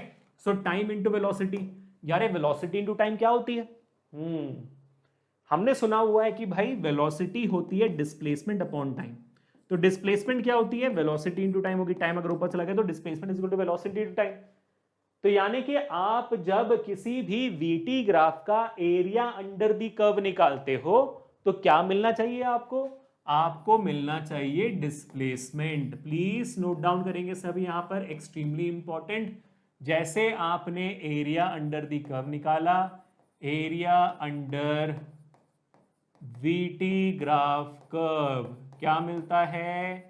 आपको मिलता है डिस्प्लेसमेंट। सबका नोटबुक ओपन है, सबने नोट डाउन कर लिया है, ठीक है, बढ़िया, परफेक्ट, ऑसम।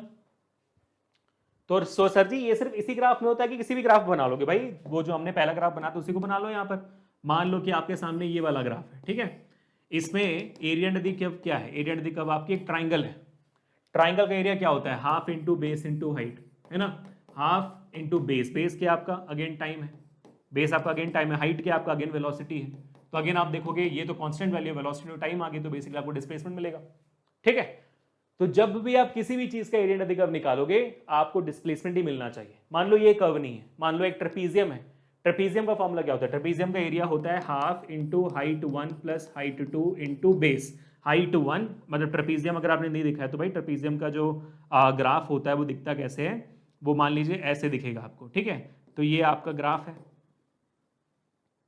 ट्रेपीजियम है ना ये, तो ये हाइट 1 हो गई, ये हाइट 2 हो गई, ये बेस हो गया, तो height 1 plus height 2, height 1 plus height 2 length into base, again base हो गया, तो अगेन आपको बेस में क्या है टाइम है, और ये ऊपर नीचे क्या वेलोसिटी है, वेलोसिटी टाइम हो गया, आपको दोबारा डिस्प्लेसमेंट मिलेगा। It will always end up with velocity into time only, you will get displacement only. तो चाहे शेप कोई भी हो guys, you are going to get ending up with displacement, ठीक है। तो एरिया अंडर द कर्व क्या देता है, डिस्प्लेसमेंट देता है।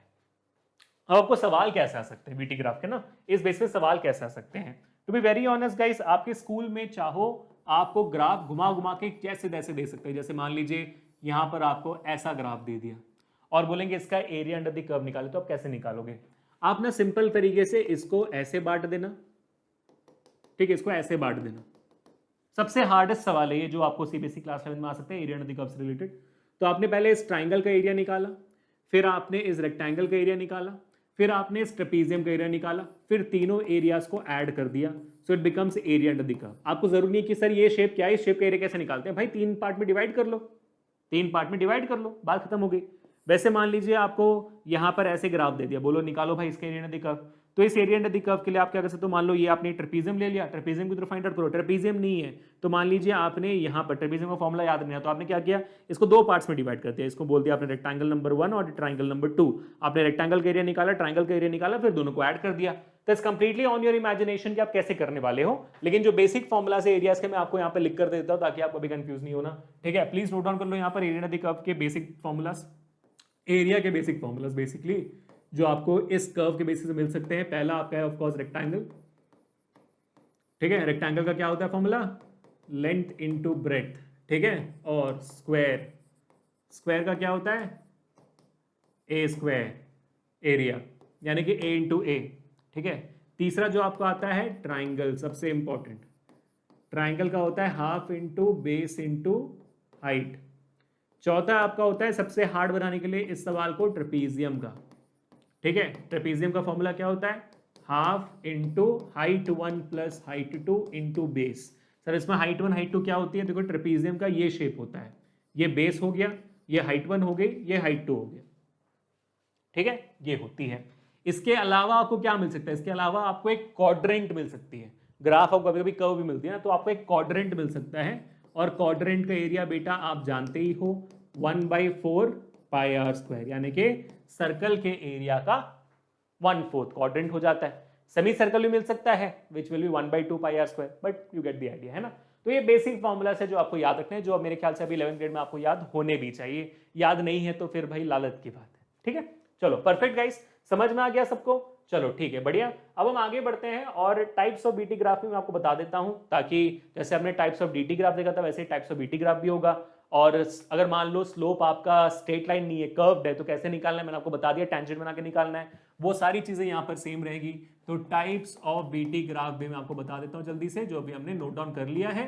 फिर भी क्लास 11th के सीख के लिए मैं आपको बता रहा हूँ, नीट में तो फिर आपको चलो ठीक है टाइप्स ऑफ बीटी ग्राफ ऐसे कुछ नहीं आती है, लेकिन समझना जरूरी है, ग्राफ समझना जरूरी है ना।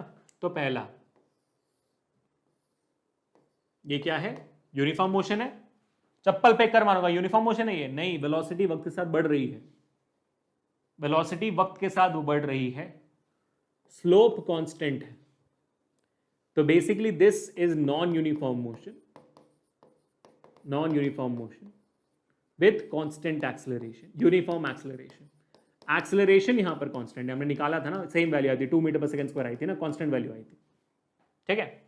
और यहां पर पॉजिटिव कांस्टेंट एक्सेलरेशन है, क्योंकि theta is less than 90 degree, तो पॉजिटिव कांस्टेंट एक्सेलरेशन है। और आपकी वेलोसिटी इज इंक्रीजिंग।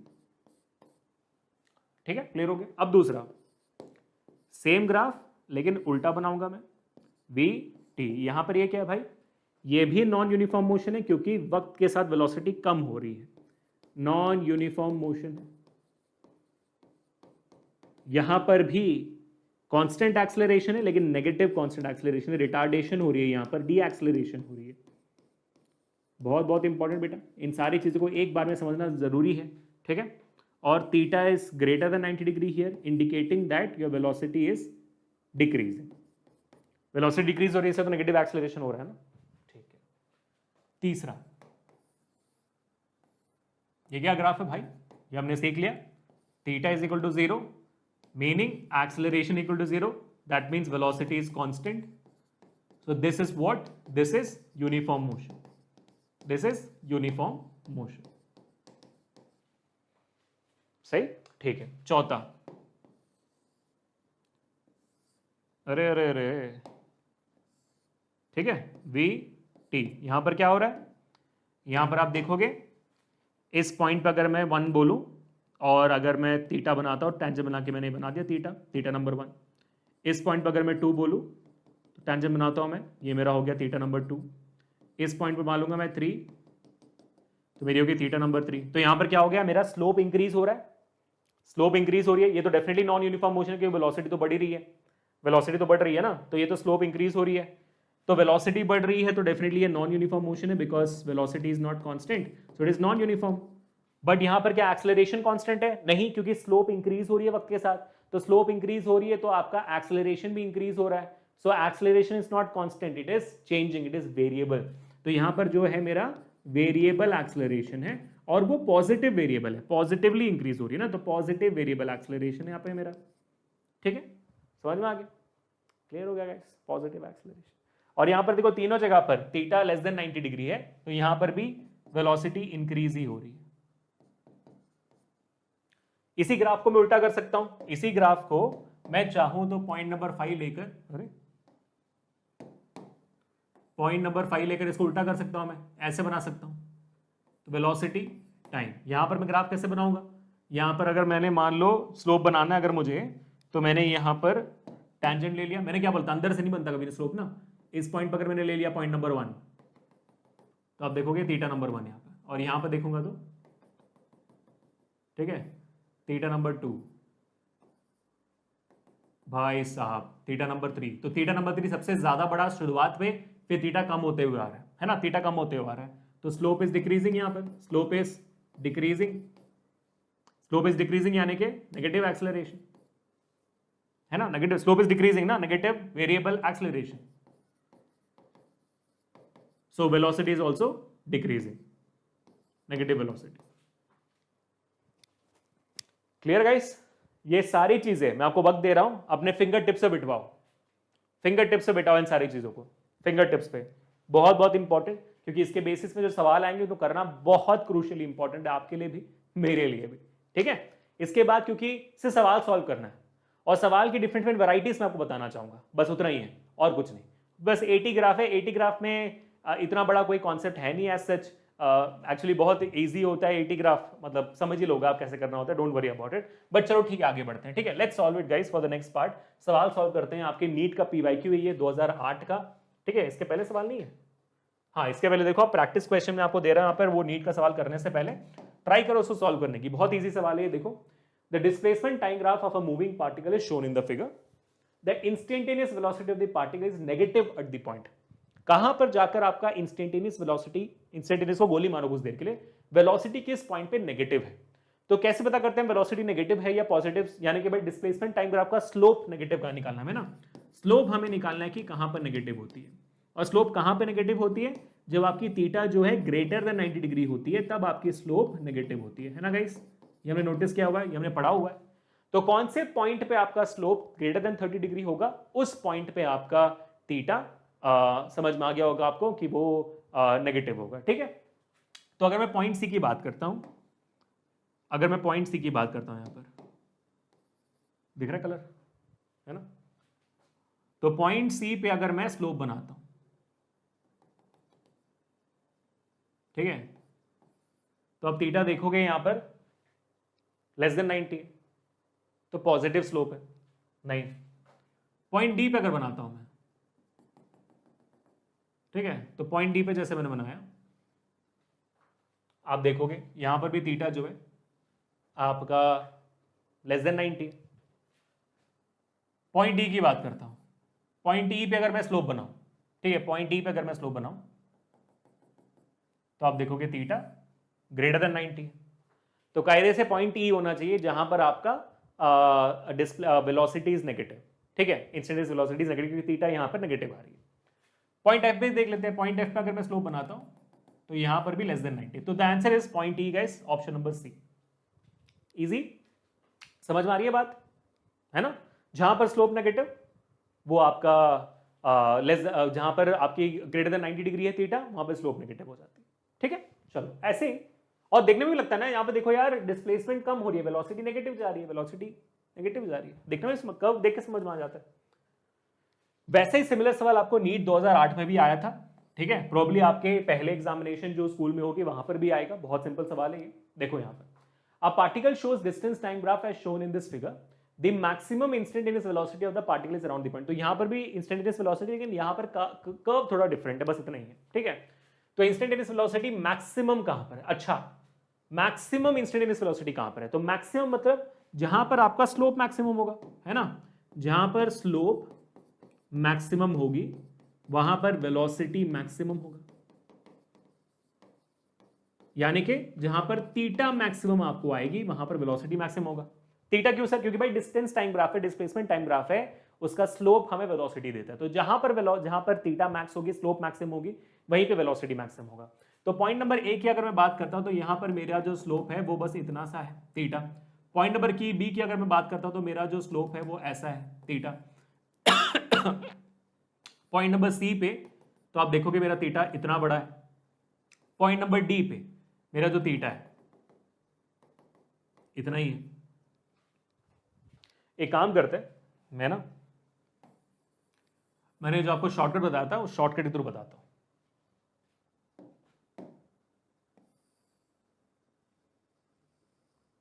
ठीक है, इसको ध्यान से देखो, सीधा पॉइंट नंबर ए पे जो मेरी थीटा है वो इतनी सी है, पॉइंट नंबर बी पे जो मेरा थीटा है वो इतना है, पॉइंट नंबर सी पे जो मेरा थीटा है वो इतना है, और पॉइंट नंबर डी पे जो मेरा थीटा है वो इतना है।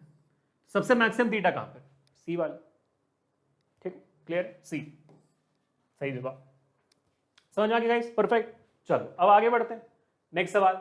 हाँ, ये आपका एनसीईआरटी का सवाल है, बहुत ही इंटरेस्टिंग सवाल है, बहुत मजा आया था मेरे को करने के लिए, मतलब आपको भी मजा आएगा for sure. Let's try it out, ठीक है बच्चों, लेट्स ट्राई इट आउट किसको कैसे करना होता है। बहुत इंटरेस्टिंग सवाल है। इनफैक्ट आपके एनसीईआरटी में डायग्राम थोड़ी सी गलत दी हुई है, आपके एनसीईआरटी में तो सर डायग्राम भी गलत दिया हुआ है, इसलिए मैंने सही डायग्राम यहाँ पर पकड़ के बनाया, क्योंकि एनसीईआरटी में जो डायग्राम दी गई है ना उसको देखकर आप करोगे तो फिर आपका आखिरी सवाल का जो जवाब है वो सही नहीं आएगा। आखिरी जो सवाल है ना आपका, उसका जवाब आपको सही नहीं आएगा, ठीक है। चलो let's try to solve this now. ये ग्राफ सही है, ये ग्राफ सही है, ठीक है। The position time xt graph यानी कि displacement time graph for two children A and B returning from their school और to their homes p and q respectively are shown in figure 2.9। Choose the correct entries in the bracket below. इसमें से सही entries को पकड़िए। Dash lives closer to the school then dash. School से नजदीक कौन रहता है ज्यादा, ठीक है। तो मेरे ख्याल से भाई, हाँ, ए और बी, अच्छा पी ए है, ठीक है, सॉरी गाइस, एक सेकंड, नहीं, अच्छा, ओहो sorry, position graph for two children A and B returning from the school और to their homes P and Q. अच्छा, P and Q are their respective schools ना, तो ए के लिए पी है और क्यू के लिए बी है। तो सबसे क्लोजेस्ट तो भाई ए का घर है ना, ए का स्कूल है, so A lives closer to the school than B, ठीक है। तो A lives closer to the school than B, ठीक है। तो P कम डिस्टेंस पे है, Q ऊपर है और थोड़ा सा, तो A जल्दी पहुंच जाएगा। दोनों तो यहां से शुरू कर रहे हैं, तो A जल्दी पहुंच जाएगा, B थोड़े बाद में पहुंचेगा, ठीक है। आगे, dash starts from the school earlier than dash. तो पहले स्कूल के लिए शुरुआत कौन करता है? तो आप देखोगे A जो है वो 0 से शुरुआत कर लेता है, A आपका 0 से शुरुआत करता है, लेकिन B जो है कुछ वक्त के बाद शुरू करता है। T तो आपका एक्स एक्सिस देता है ना, टाइम, तो आप देखोगे ए यहीं से शुरू कर रहा है लेकिन बी कुछ देर के बाद शुरू कर रहा है, तो A starts from the school earlier than B. ठीक है, ओके नेक्स्ट।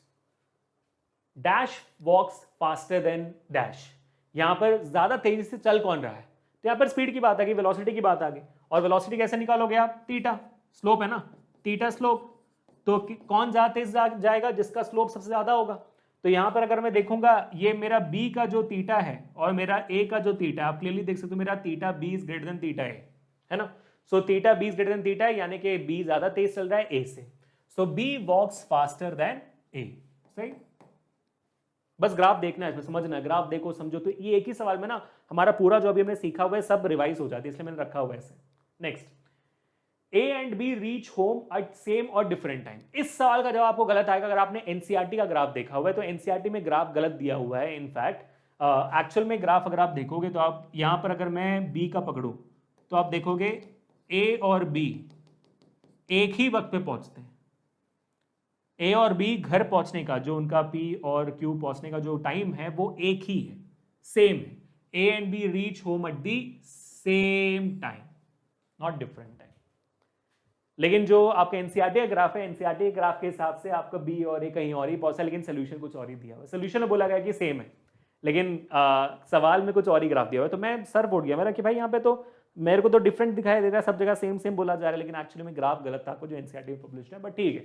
तो ये डी भी हो गया।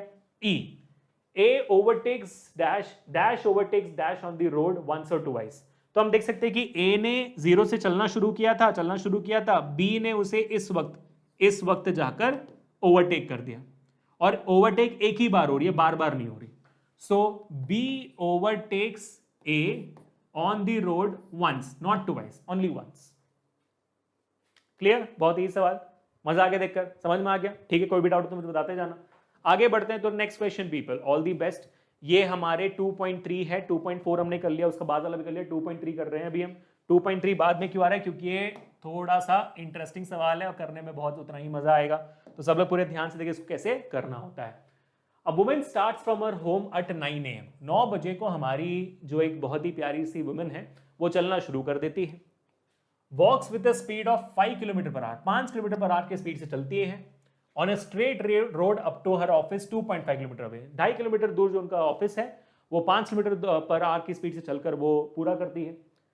Stage at the office at 5 PM, ठीक है, 5 बजे तक ऑफिस में रहती है, और उसके बाद returns home by an auto with the speed of 25 kmph, वापसी में ऑटो लेकर आती है और 25 किलोमीटर पर आवर की स्पीड से आती है।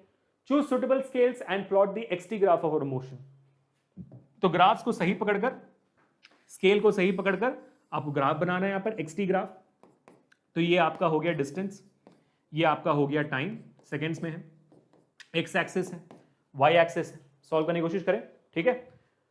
तो शुरुआत कब होती है, शुरुआत यहां पर हमारी होती है 9 बजे, कितने बजे बेटा, 9 बजे हमारी शुरुआत होती है। 9 बजे को वो 2.5 किलोमीटर चलती है 5 किलोमीटर पर आवर की स्पीड से, ठीक है, 5 किलोमीटर पर आवर की स्पीड से चलती है 2.5 किलोमीटर, लेकिन कितने वक्त में पहुंचती बताया नहीं ना, टाइम में बताना पड़ेगा ना हमें कि भाई कितने वक्त में। देखो वेलोसिटी तो बढ़ रही है, 0 से वेलोसिटी तो बढ़ रही है 2.5 किलोमीटर घंटा, लेकिन कितने देर में चल रही है, इसमें हम थोड़ा दिमाग लगाए तो हम कर लेंगे आराम से, कि जब बोला जा रहा है कि भाई 5 किलोमीटर प्रति घंटे की रफ्तार है, यानी कि वो 1 घंटे में 5 किलोमीटर करती है ना, 1 घंटे में 5 किलोमीटर कवर करती है, इसलिए 5 किलोमीटर पर आवर उनकी स्पीड है, तो आधे घंटे में कितने करेंगी, आधे घंटे में इसका आधा करेगी, 2.5 किलोमीटर, यानी कि 9 बजे शुरुआत करके 9:30 बजे वो ऑफिस पहुंच जाती, 2.5 किलोमीटर ऑफिस पहुंच गई, ठीक है। फिर बोला जा रहा है कि भाई वो 5 बजे तक ऑफिस में रहती है, तो मतलब अब उनका जो डिस्प्लेसमेंट है, पोजीशन है, वो कांस्टेंट हो गया, ऑफिस मतलब ऑफिस, भाई ऑफिस में पहुंची, ये घर है, ऑफिस पहुंची 5 बजे तक घर पे, सॉरी ऑफिस पे 5 बजे तक, परफेक्ट। अब उसके बाद ऑटो पकड़ती है, ऑटो पकड़कर 25 किलोमीटर पर आवर की स्पीड से वापस आती है, इस बार उनका उनका 1 घंटे में कितना किलोमीटर हो रहा है? 1 घंटे में 25 किलोमीटर हो रहा है। तो 2.5 किलोमीटर कितने घंटे में होगा? 2.5 किलोमीटर भाई 1 घंटे में 25 किलोमीटर है, तो 2.5 6 मिनट में होगा, है ना? है कि नहीं होगा क्या भाई? ट्राई कर लो 6 में होना चाहिए, क्योंकि 1/10 हो जाएगा ना। 25 किलोमीटर 2.5 किलोमीटर का 10 टाइम्स होता है कि नहीं? तो 1/10 हो गया। 1 घंटे का 1/10 कितना होता है? 1 घंटे का 10th 0.1 आवर हो गया, 0.1 आवर में होगा, है ना? 0.1 आवर है, समझ में रहो ना? 25 किलोमीटर 1 घंटे में, तो 2.5 किलोमीटर उसका 1/10 होता है ना, तो 1 घंटे का 1/10 0.1 आवर। 0.1 आवर कितना होता है? 6 मिनट होती है। 0.1 आवर 6 मिनट होती है ना, 6 मिनट्स। गलत तो नहीं बोल रहा, सही बोल रहा, समझ में आ गया ना? 6 मिनट्स होती है, ठीक है। 0.1 को मिनट्स में कन्वर्ट करोगे तो 0.1 इंटू 60 मिनट्स इज 6 मिनट्स, ठीक है, 6 मिनट में, यानी कि 5-6 को वो घर पहुंच जाती है। 5-6 PM को वो घर पहुंच जाती है। बस खत्म, इतना ही था, बन गया ग्राफ आपका। चलो बढ़िया गाइस, समझ में आ गया। चलो अब आगे बढ़ते हैं। एक और बहुत ही इंटरेस्टिंग सा सवाल डीसी पांडे जी का उठा लिया हमने, यहाँ पर सॉल्व करने की कोशिश करते हैं, बहुत ही बढ़िया सा, ठीक है। डीसी पांडे जी का तत्व का है ये, मेरे ख्याल से तत्व का है, जो तत्व है वो डीसी पांडे जी की किताब में भी है, मतलब उल्टा भी कर लो, कोई इशू नहीं। The VT graph of a moving object is shown in the figure, the maximum acceleration is, सबसे ज्यादा एक्सेलरेशन यहाँ पर कहां मिल रहा है, और वीटी ग्राफ है। पहले तो हम ऐसे देख के पता कर सकते हैं, जहां पर सबसे ज्यादा स्लोप होगा वहां पर सबसे ज्यादा एक्सेलरेशन होगी, है ना? तो स्लोप यहां पर अगर हम देखेंगे तो ये वाला जो मेरा स्लोप है, मान लो कि भाई ये मेरा जो स्लोप है वो θ1 है, ठीक है, ये मेरा θ1 है। यहाँ पर तो आप देखोगे स्लोप तो जीरो ही होगी, तो यहाँ पर थीटा मेरी जीरो है, तो नो एक्सेलरेशन, ठीक है। और यहाँ पर आप देखोगे ओए होए होए होए कितनी ज्यादा थीटा है भाई, θ2 तो सबसे मैक्सिमम दिख रही है ना, θ1 कम है, θ2 मैक्सिमम है। और यहाँ पर इस पॉइंट पर अगर मैं देखूंगा तो ये मेरा नेगेटिव स्लोप है, नेगेटिव स्लोप में भी अगर मैं देखता हूँ तो मेरा थीटा हो सकता है मैक्सिमम हो सकता है यहाँ पर भी, है ना? बट हमें करके देखना पड़ेगा नेगेटिव स्लोप सबसे ज्यादा है कि भाई ये वाला θ2 सबसे ज्यादा है, ठीक है।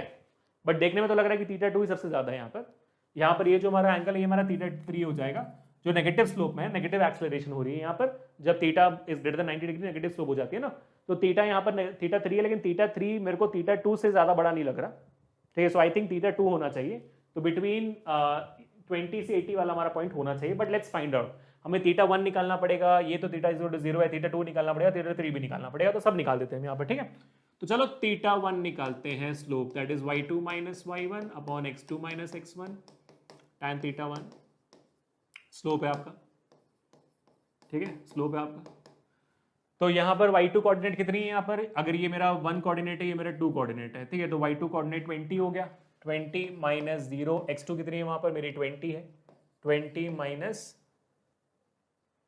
0 अगेन, 20 - 0 अगेन, तो 1 मीटर पर सेकेंड स्क्वायर मेरी वैल्यू आती है, कितनी भाई 1 मीटर पर सेकेंड स्क्वायर मेरी θ1 आ गई, ठीक है। अब मेरी tan θ2 निकालते हैं, क्योंकि ये बीच वाली थीटा तो 0 होगी, इसको मत निकालो, θ2 निकालेंगे, ठीक है। Same formula y2 - y1 upon x2 - x1, ठीक है। तो यहां पर अगर मैंने इस पॉइंट को 1 मान लिया, इस पॉइंट को 2 मान लिया, ठीक है, तो y2 कोऑर्डिनेट 80, 80 और 40 है ना, तो 80 और ये 40 माइनस y1 कितनी है, y1 20 पर है, और x1 कितनी है, x1 मेरी 30 पर है, ठीक है। चलो x1 30 पर है ना, x1 30 पर है, ठीक है। तो 80 - 20 मेरी होती है 60, 40 - 30 होगी 10, तो मेरा 6, ओ देखो गपला देख रहे हो, सेंटीमीटर पर सेकंड में दिया हुआ है भाई, देख लेना, ये सबसे कॉमन मिस्टेक है, सबसे कॉमन मिस्टेक, जब ग्राफ में दी गई यूनिट हम नहीं देखते हैं, सबसे कॉमन मिस्टेक होता है, ये गलती बिल्कुल मत करना, ठीक है बेटा। 9th में मैंने बताया था आपको, तो 6 सेंटीमीटर पर सेकंड स्क्वायर आ गया, ये ऑप्शन में है ना 6, 1 भी है 6 भी है, तो अब तक तो 6 लग रहा है सही जवाब। चलो अब मेरे को हमें आखिरी थीटा निकालना है, tan θ3, same concept, tan θ3 y2 - y1 अब x2 - x1, ओ हो, तो y2 कितनी हो गई यहाँ पर ये मेरा फर्स्ट कोऑर्डिनेट होगा, ये मेरा सेकंड कोऑर्डिनेट होगा, y2 और x2 दोनों नहीं, हाँ y2 0 है, y1 80 है, x2 कितनी है, x2 मेरी 80 है, और x1 कितनी है, x1 मेरी 40 है ना, 40 है, तो -80 40, तो -2 सेंटीमीटर पर सेकेंड स्क्वायर बन रहा है यहाँ पर, है ना, -80/40 -2 सेंटीमीटर सेकेंड स्क्वायर बन रहा है, तो 2 भी नहीं है, 6 सबसे ज्यादा वैल्यू ऑफ एक्सेलरेशन है, मैक्सिमम वैल्यू ऑफ एक्सेलरेशन है 6 सेंटीमीटर पर सेकेंड स्क्वायर, इजी। स्लोप निकालना था, अच्छी प्रैक्टिस होगी हमारी स्लोप निकालने की, ठीक है, बराबर। चलो अब आगे बढ़ते हैं नेक्स्ट सवाल की तरफ, बहुत ही अगेन इंटरेस्टिंग सवाल, और यहाँ पर तो हमें बहुत ही प्यारा सा मेरे ख्याल से डिस्प्लेसमेंट अंडर द ग्राफ निकालना होगा, क्योंकि यहाँ पर यूनिट्स मेरे को मीटर में दिख रहे हैं, इस वजह से मैं बोल रहा हूँ। ट्राई करते हैं, चलो आ जाओ, ट्राई करें, ठीक है। The variation of velocity of a particle with time moving along a straight line is illustrated in the adjoining figure. The distance traveled by the particle in 4 seconds. तो velocity टाइम ग्राफ दी हुई है, again unit check करो, metre per second में है, centimetre पर second में होगा तो फिर आपका डिस्टेंस भी सेंटीमीटर पर आएगा, इसलिए मैं कह रहा हूँ, तो मीटर पर सेकंड बराबर 4 सेकंड तक जो आपकी डिस्टेंस ट्रैवल्ड है, यानी कि डिस्प्लेसमेंट आपको निकालनी है 4 सेकंड तक। तो इसको हम कैसे करेंगे बेटा, इसको देखो, इसको हम पहले पार्ट में डिवाइड करेंगे, ये हमारा ट्राइंगल हो गया, ग्राफ नंबर 1, ये हमारा दूसरा फिगर हो गया 2, ये हमारा ट्रेपीजियम हो गया 3, और ये हमारा स्क्वायर हो गया 4। तो हम सबका एरिया निकालेंगे और सबको ऐड कर देंगे, ठीक है, चलो बढ़िया, सुपर्ब है, फोड़ दोगे आप तो एकदम यार, ठीक है। So area of triangle half into base into height, half into base कितना ट्राइंगल का, देखो अच्छे से देखो, 1 है सर, और हाइट कितनी ट्राइंगल की, सर ट्राइंगल की हाइट 20 है सर, ठीक है, बराबर 10, तो 10 मीटर मेरी एरिया बन गई। अब एरिया उसके बाद क्या है, रेक्टेंगल है, area of rectangle, length into breadth, length कितनी है इसकी, लेंथ आप देखोगे सर 20 है, ब्रेथ कितनी है, ब्रेथ 1 से 2 है, तो 1 सेकेंड, 1 से 2 तो 1 सेकेंड ना, तो 20 मीटर्स, ठीक है। चलो अब नेक्स्ट क्या है, area of trapezium, half into height 1 plus height 2 into base, half into height 1 कितनी है, हाइट 1 मेरी है 20, और हाइट 2 मेरी 10 है मेरे ख्याल से, और बेस अगेन 1 होना चाहिए, हाँ बेस अगेन 1 है, तो वैल्यू कितनी होगी यहाँ पर 1/2 इंटू 30, तो मेरी वैल्यू हो जाती है 15 मीटर। आखिरी एरिया ऑफ स्क्वायर लग रहा है मेरे को, लेकिन है नहीं, वो रेक्टेंगल ही है, ठीक है, क्योंकि स्केल्स डिफरेंट है ना। तो area of rectangle again length into breadth, तो लेंथ यहाँ पर है मेरी 10 और ब्रेथ है मेरी 1, सो 10 इंटू 1, तो मेरी हो गई 10 मीटर। तो अब सबको ऐड कर देंगे, so what you get, 10 metre plus 20 metre 30 metre, 30 metre plus 15 metre is 45, 45 plus 10 is 55 metre मेरी वैल्यू आती है, जो यहां पर मेरी प्यारी सी ऑप्शन बी है। 55 मीटर आ गए सबको, 4 सेकंड तक 55 मीटर है ना, दोबारा कर लेते हैं एक बार, ठीक है। तो मेरी ट्राइंगल की एरिया कितनी होगी भाई, half into base into height, base मेरी 1 है, हाइट मेरी 20 है, तो 2 और 20 कट गया, 10 बन गया, तो 10 मीटर मेरी वैल्यू आ गई, 10 इंटू 1 10 मीटर, ठीक है, ओके। अब एरिया ऑफ रेक्टेंगल मेरा है लेंथ इंटू ब्रेथ, लेंथ मेरी 20 है, ब्रेथ मेरी 1 है, तो 20 मीटर्स हो गया। फिर बनती है एरिया ऑफ ट्रेपीजियम, जो है half into h1 plus h2 into base, half into height is 20 और वो है 10, और into base, base is just 1, so 20 plus 10 30 हो गया, 30/2 15 मीटर हो गया, ठीक है। आखिरी रेक्टेंगल आपका लेंथ इंटू ब्रेथ है, 10 इंटू 1 है बेसिकली, तो 10 मीटर हो गया। तो 10 मीटर प्लस 20 मीटर 30, 30 और 10 40, 40 और 15 55 मीटर आपका सही जवाब, ठीक है बेटा। चलो बहुत बढ़िया, तो इससे हमारी अच्छी प्रैक्टिस होगी एरिया अंडर दी कर्व निकालने की। अब अगेन हमारा एक बहुत ही इंटरेस्टिंग सा सवाल डीसी पांडे जी का, चलो ट्राई करते हैं सॉल्व करने की। सब लोग ध्यान से देखो कैसे करना है, मैं भी समझता हूँ आप भी समझिए, ठीक है, सबका ध्यान यहाँ पर। With the help of the given velocity time graph, find the displacement in the first 3 seconds. पहले 3 सेकंड, तो पहले 3 सेकंड यहां पर है, पहले 3 सेकंड में आपको डिस्प्लेसमेंट निकालना है, ये वेलोसिटी टाइम ग्राफ है बेटा, ठीक है। तो पहले 3 सेकंड के लिए आपको डिस्प्लेसमेंट निकालनी है एंड एक्सेलरेशन, तो पहले ही पार्ट के लिए आपको एक्सेलरेशन भी निकालना है, डिस्प्लेसमेंट निकालनी है। और यहां पर हम देख सकते हैं हमारा नेगेटिव स्लोप है, theta is greater than 90 degree, तो नेगेटिव एक्सेलरेशन भी आनी चाहिए। डिस्प्लेसमेंट भी देख लेते हैं, डिस्प्लेसमेंट कितना आता है, चलो लेट्स ट्राई इट आउट, ठीक है।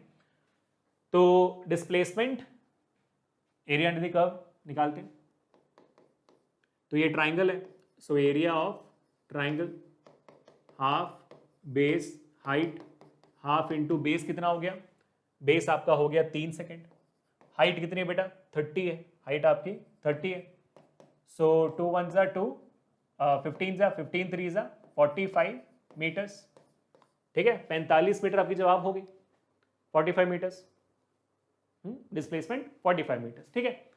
एक्सेलरेशन कितना है यहां पर, Acceleration is the slope which gives you acceleration, which is y2 minus y1 upon x2 minus x1.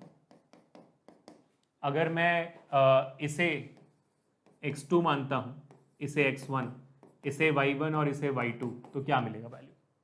ठीक है, तो y2 मेरी 30 है, y1 मेरी 0 है, x2 मेरी 3 है, x1 मेरी 0 है, तो 30/3 मुझे मिल रहा है, एक सेकेंड, उल्टा लिख दिया ना मैंने, हाँ मैंने उल्टा लिख दिया, उल्टा लिख दिया मैंने गाइस। ग्राफ ऐसे आ रहे हैं तो y1 ये होगी और ये y2 होगी और ये मेरा x1 होगा, ये x2 होगा, ठीक है। अब बराबर है, अब सॉल्व करते हैं। हाँ, तो y2 कितनी है? y2 मेरी 0 है, y1 मेरी 30 है, x2 मेरी है 4, x2 मेरी है 3 सॉरी, और x1 मेरी है 0, तो -30/3 मेरी वैल्यू आती है -10 मीटर्स पर सेकेंड स्क्वायर। एक्सेलरेशन नेगेटिव आनी चाहिए था ना, वही इसलिए मैंने पहले ही देख लिया था, तो भाई नेगेटिव नहीं आ रही तो मैंने समझ के मैंने कुछ गलत लिख दिया कोऑर्डिनेट, है ना। तो मेरी आगे वैल्यू -10 मीटर्स पर second square. Perfect guys, easy, very easy question. चलो ठीक है, अब आगे बढ़ते हैं एटी ग्राफ की तरफ। तो वीटी ग्राफ के भी हमने बहुत अच्छे से सवाल सॉल्व कर लिए, इसके आगे अभी हम बढ़ेंगे हमारे एटी ग्राफ की तरफ। एटी ग्राफ के कॉन्सेप्ट के समझने के बाद जो एक कॉन्सेप्ट है ना बहुत ज्यादा इंपॉर्टेंट है, इसको समझेंगे कि भाई कैसे करना होता है। So hold on for it guys, मैं आपको एक ट्रिक बताऊंगा और इस ट्रिक से आप सारे सवाल सॉल्व कर लोगे, ठीक है। तो यार बहुत सिंपल है एटी ग्राफ, और एटी ग्राफ देखो वीटी और डीटी ग्राफ इतना इंपॉर्टेंट नहीं है, लेकिन फिर भी समझना जरूरी है। चलो देख लेते हैं, हो सका भाई क्लास के अंदर कोई सवाल आ जाए, लेकिन समझ लो कि यार नीट वगैरह में सब ऐसे सवाल नहीं आते, है ना। तो एक्सेलरेशन है आपका वाई एक्सिस पे metre per second square, dependent quantity है, और टाइम आपका as usual independent quantity X axis पे है। अगर मान लीजिए एटी ग्राफ है और एटी ग्राफ का मैंने स्लोप बना दिया ऐसे, है ना। अब मुद्दा यहाँ पर ये आता है कि सर एटी ग्राफ का स्लोप आपको क्या देता है ना। तो ये रहा मेरा स्लोप। अगर मैंने इसको मान लिया पॉइंट नंबर 1 और इसको मैंने मान लिया पॉइंट नंबर 2, पॉइंट नंबर 1 और 2 के बीच में मुझे स्लोप निकालनी है, तो ये हो गया y1 y2, ये हो गया आपका x1 और ये हो गया आपका x2। और सेम फॉर्मूला लगाएंगे सर, ये थीटा निकालना है आपको, है ना, थीटा निकालनी है। तो थीटा क्या होती है? tan थीटा भाई, tan थीटा अगेन आप क्या करोगे sir, y2 minus y1 upon x2 minus x1, यही करोगे ना गंदगी, ये गंदगी करोगे और क्या गंदगी कर सकते हो। तो y2 minus y1 x2 minus x1 हो गया। यार ये y2 माइनस y1 क्या है आपका y एक्सिस, और ये क्या है आपका x एक्सिस। y क्या है भाई, y यहाँ पर है एक्सेलरेशन, और आपका ये क्या है x एक्सिस में क्या है, टाइम है, तो एक्सेलरेशन अपॉन टाइम। अरे यार ये एक्सेलरेशन अपॉन टाइम क्या होती है? एक्सेलरेशन अपॉन टाइम होती है जर्क। क्या होती है? जर्क बोलते हैं उसको, जर्क। जैसे गाड़ी ने अचानक से ब्रेक मारा तो अचानक से एक्सेलरेशन ठक से रुक गई पर सेकंड, जर्क हो गया, ठीक है। और या तो मान लो क्रिकेट खेल रहे हो आप, बॉल टपक कर आई और दे उठाकर आपने मारा बैट से, तो बॉल के पर्सपेक्टिव में अचानक से उसकी एक्सेलरेशन बदल गई, जर्क बोलते हैं। बैडमिंटन का आपका शटल आया आपके साथ, मतलब बैट में शटल बोलना, कॉक आया आपके सामने, है ना, और आपने रैकेट उठाकर ठप करके मारा, तो उस कॉक की क्या बदल गई भाई, उसका एक्सेलरेशन ठक से बदल गई, जर्क बोलते हैं उसको, है ना। तो ये हो गई आपकी jerk. Jerk is acceleration upon time slope. बस इतना याद रखना, इसके ऊपर कोई चीज नहीं आती। फिर भी अगर आपका दिल पूछ रहा है आपसे, सर सर सर एक्सेलरेशन का एरिया अंडर द कर्व क्या देगा? ओ अच्छा, एक्सेलरेशन का एरिया अंडर द कर्व क्या देगा? निकालते हैं यार, निकालते हैं ना, क्या जाता है हमारा, क्या जाता है। चलो मान लो कि भाई ये पूरा हमारा एरिया, ठीक है, इस ट्राइंगल का एरिया में निकालना है, एरिया अंडर द कर्व मुझे क्या देगा, ठीक है। तो एरिया अंडर द कर्व अगर मैं निकालूंगा यहाँ पर एरिया ऑफ द ट्राइंगल, तो मेरा फॉर्मूला क्या बनता है, मेरा half into base into height, ये बनती है ना। हाफ बेस क्या है मेरा, बेस एज यूजुअल टाइम है, और हाइट क्या है मेरी, हाइट मेरी है चेंज ऑफ क्या, चेंज ऑफ एक्सेलरेशन। जो मेरी हाइट क्या है भाई, मेरी एक्सेलरेशन, इस ऑब्जेक्ट की पूरी एक्सेलरेशन है ना। सो टाइम और ये एक्सेलरेशन। यार एक्सेलरेशन इनटू टाइम क्या होती है? जैसे मुझे पता था कि एक्सेलरेशन होता है change in velocity upon time ना, v minus you upon T. तो टी को अगर मैं ऊपर ले आऊंगा तो a इंटू टी क्या बन जाएगी, v minus you. So a into T क्या है, v minus you. So area under the curve क्या देगा मुझे, ये मेरा स्लोप है, ये मेरा स्लोप है, और वैसे ही मेरा जो एरिया अंडर द कर्व है मुझे क्या दे रहा है बच्चों, ये तो प्रूफ हो गया अभी आपके सामने। और पूरे यूट्यूब पर कहीं पे भी ये कॉन्सेप्ट नहीं पढ़ाया गया है कि एक्सेलरेशन टाइम ग्राफ का एरिया अंडर द कर्व क्या देता है। सिंपल सी बात है, आपको देता है चेंज इन वेलोसिटी। इसको नोट डाउन करेंगे सब, क्या मिलती है आपको? चेंज इन वेलोसिटी मिलती है। तो अगर आपको एक्सेलरेशन टाइम ग्राफ दे दिया जाए स्कूल में और बोले कि चेंज इन वेलोसिटी निकाले, तो आपको पता है कि आपको वहां पर एरिया अंडर द कर्व निकालना है, आपको वैल्यू मिल जाएगी।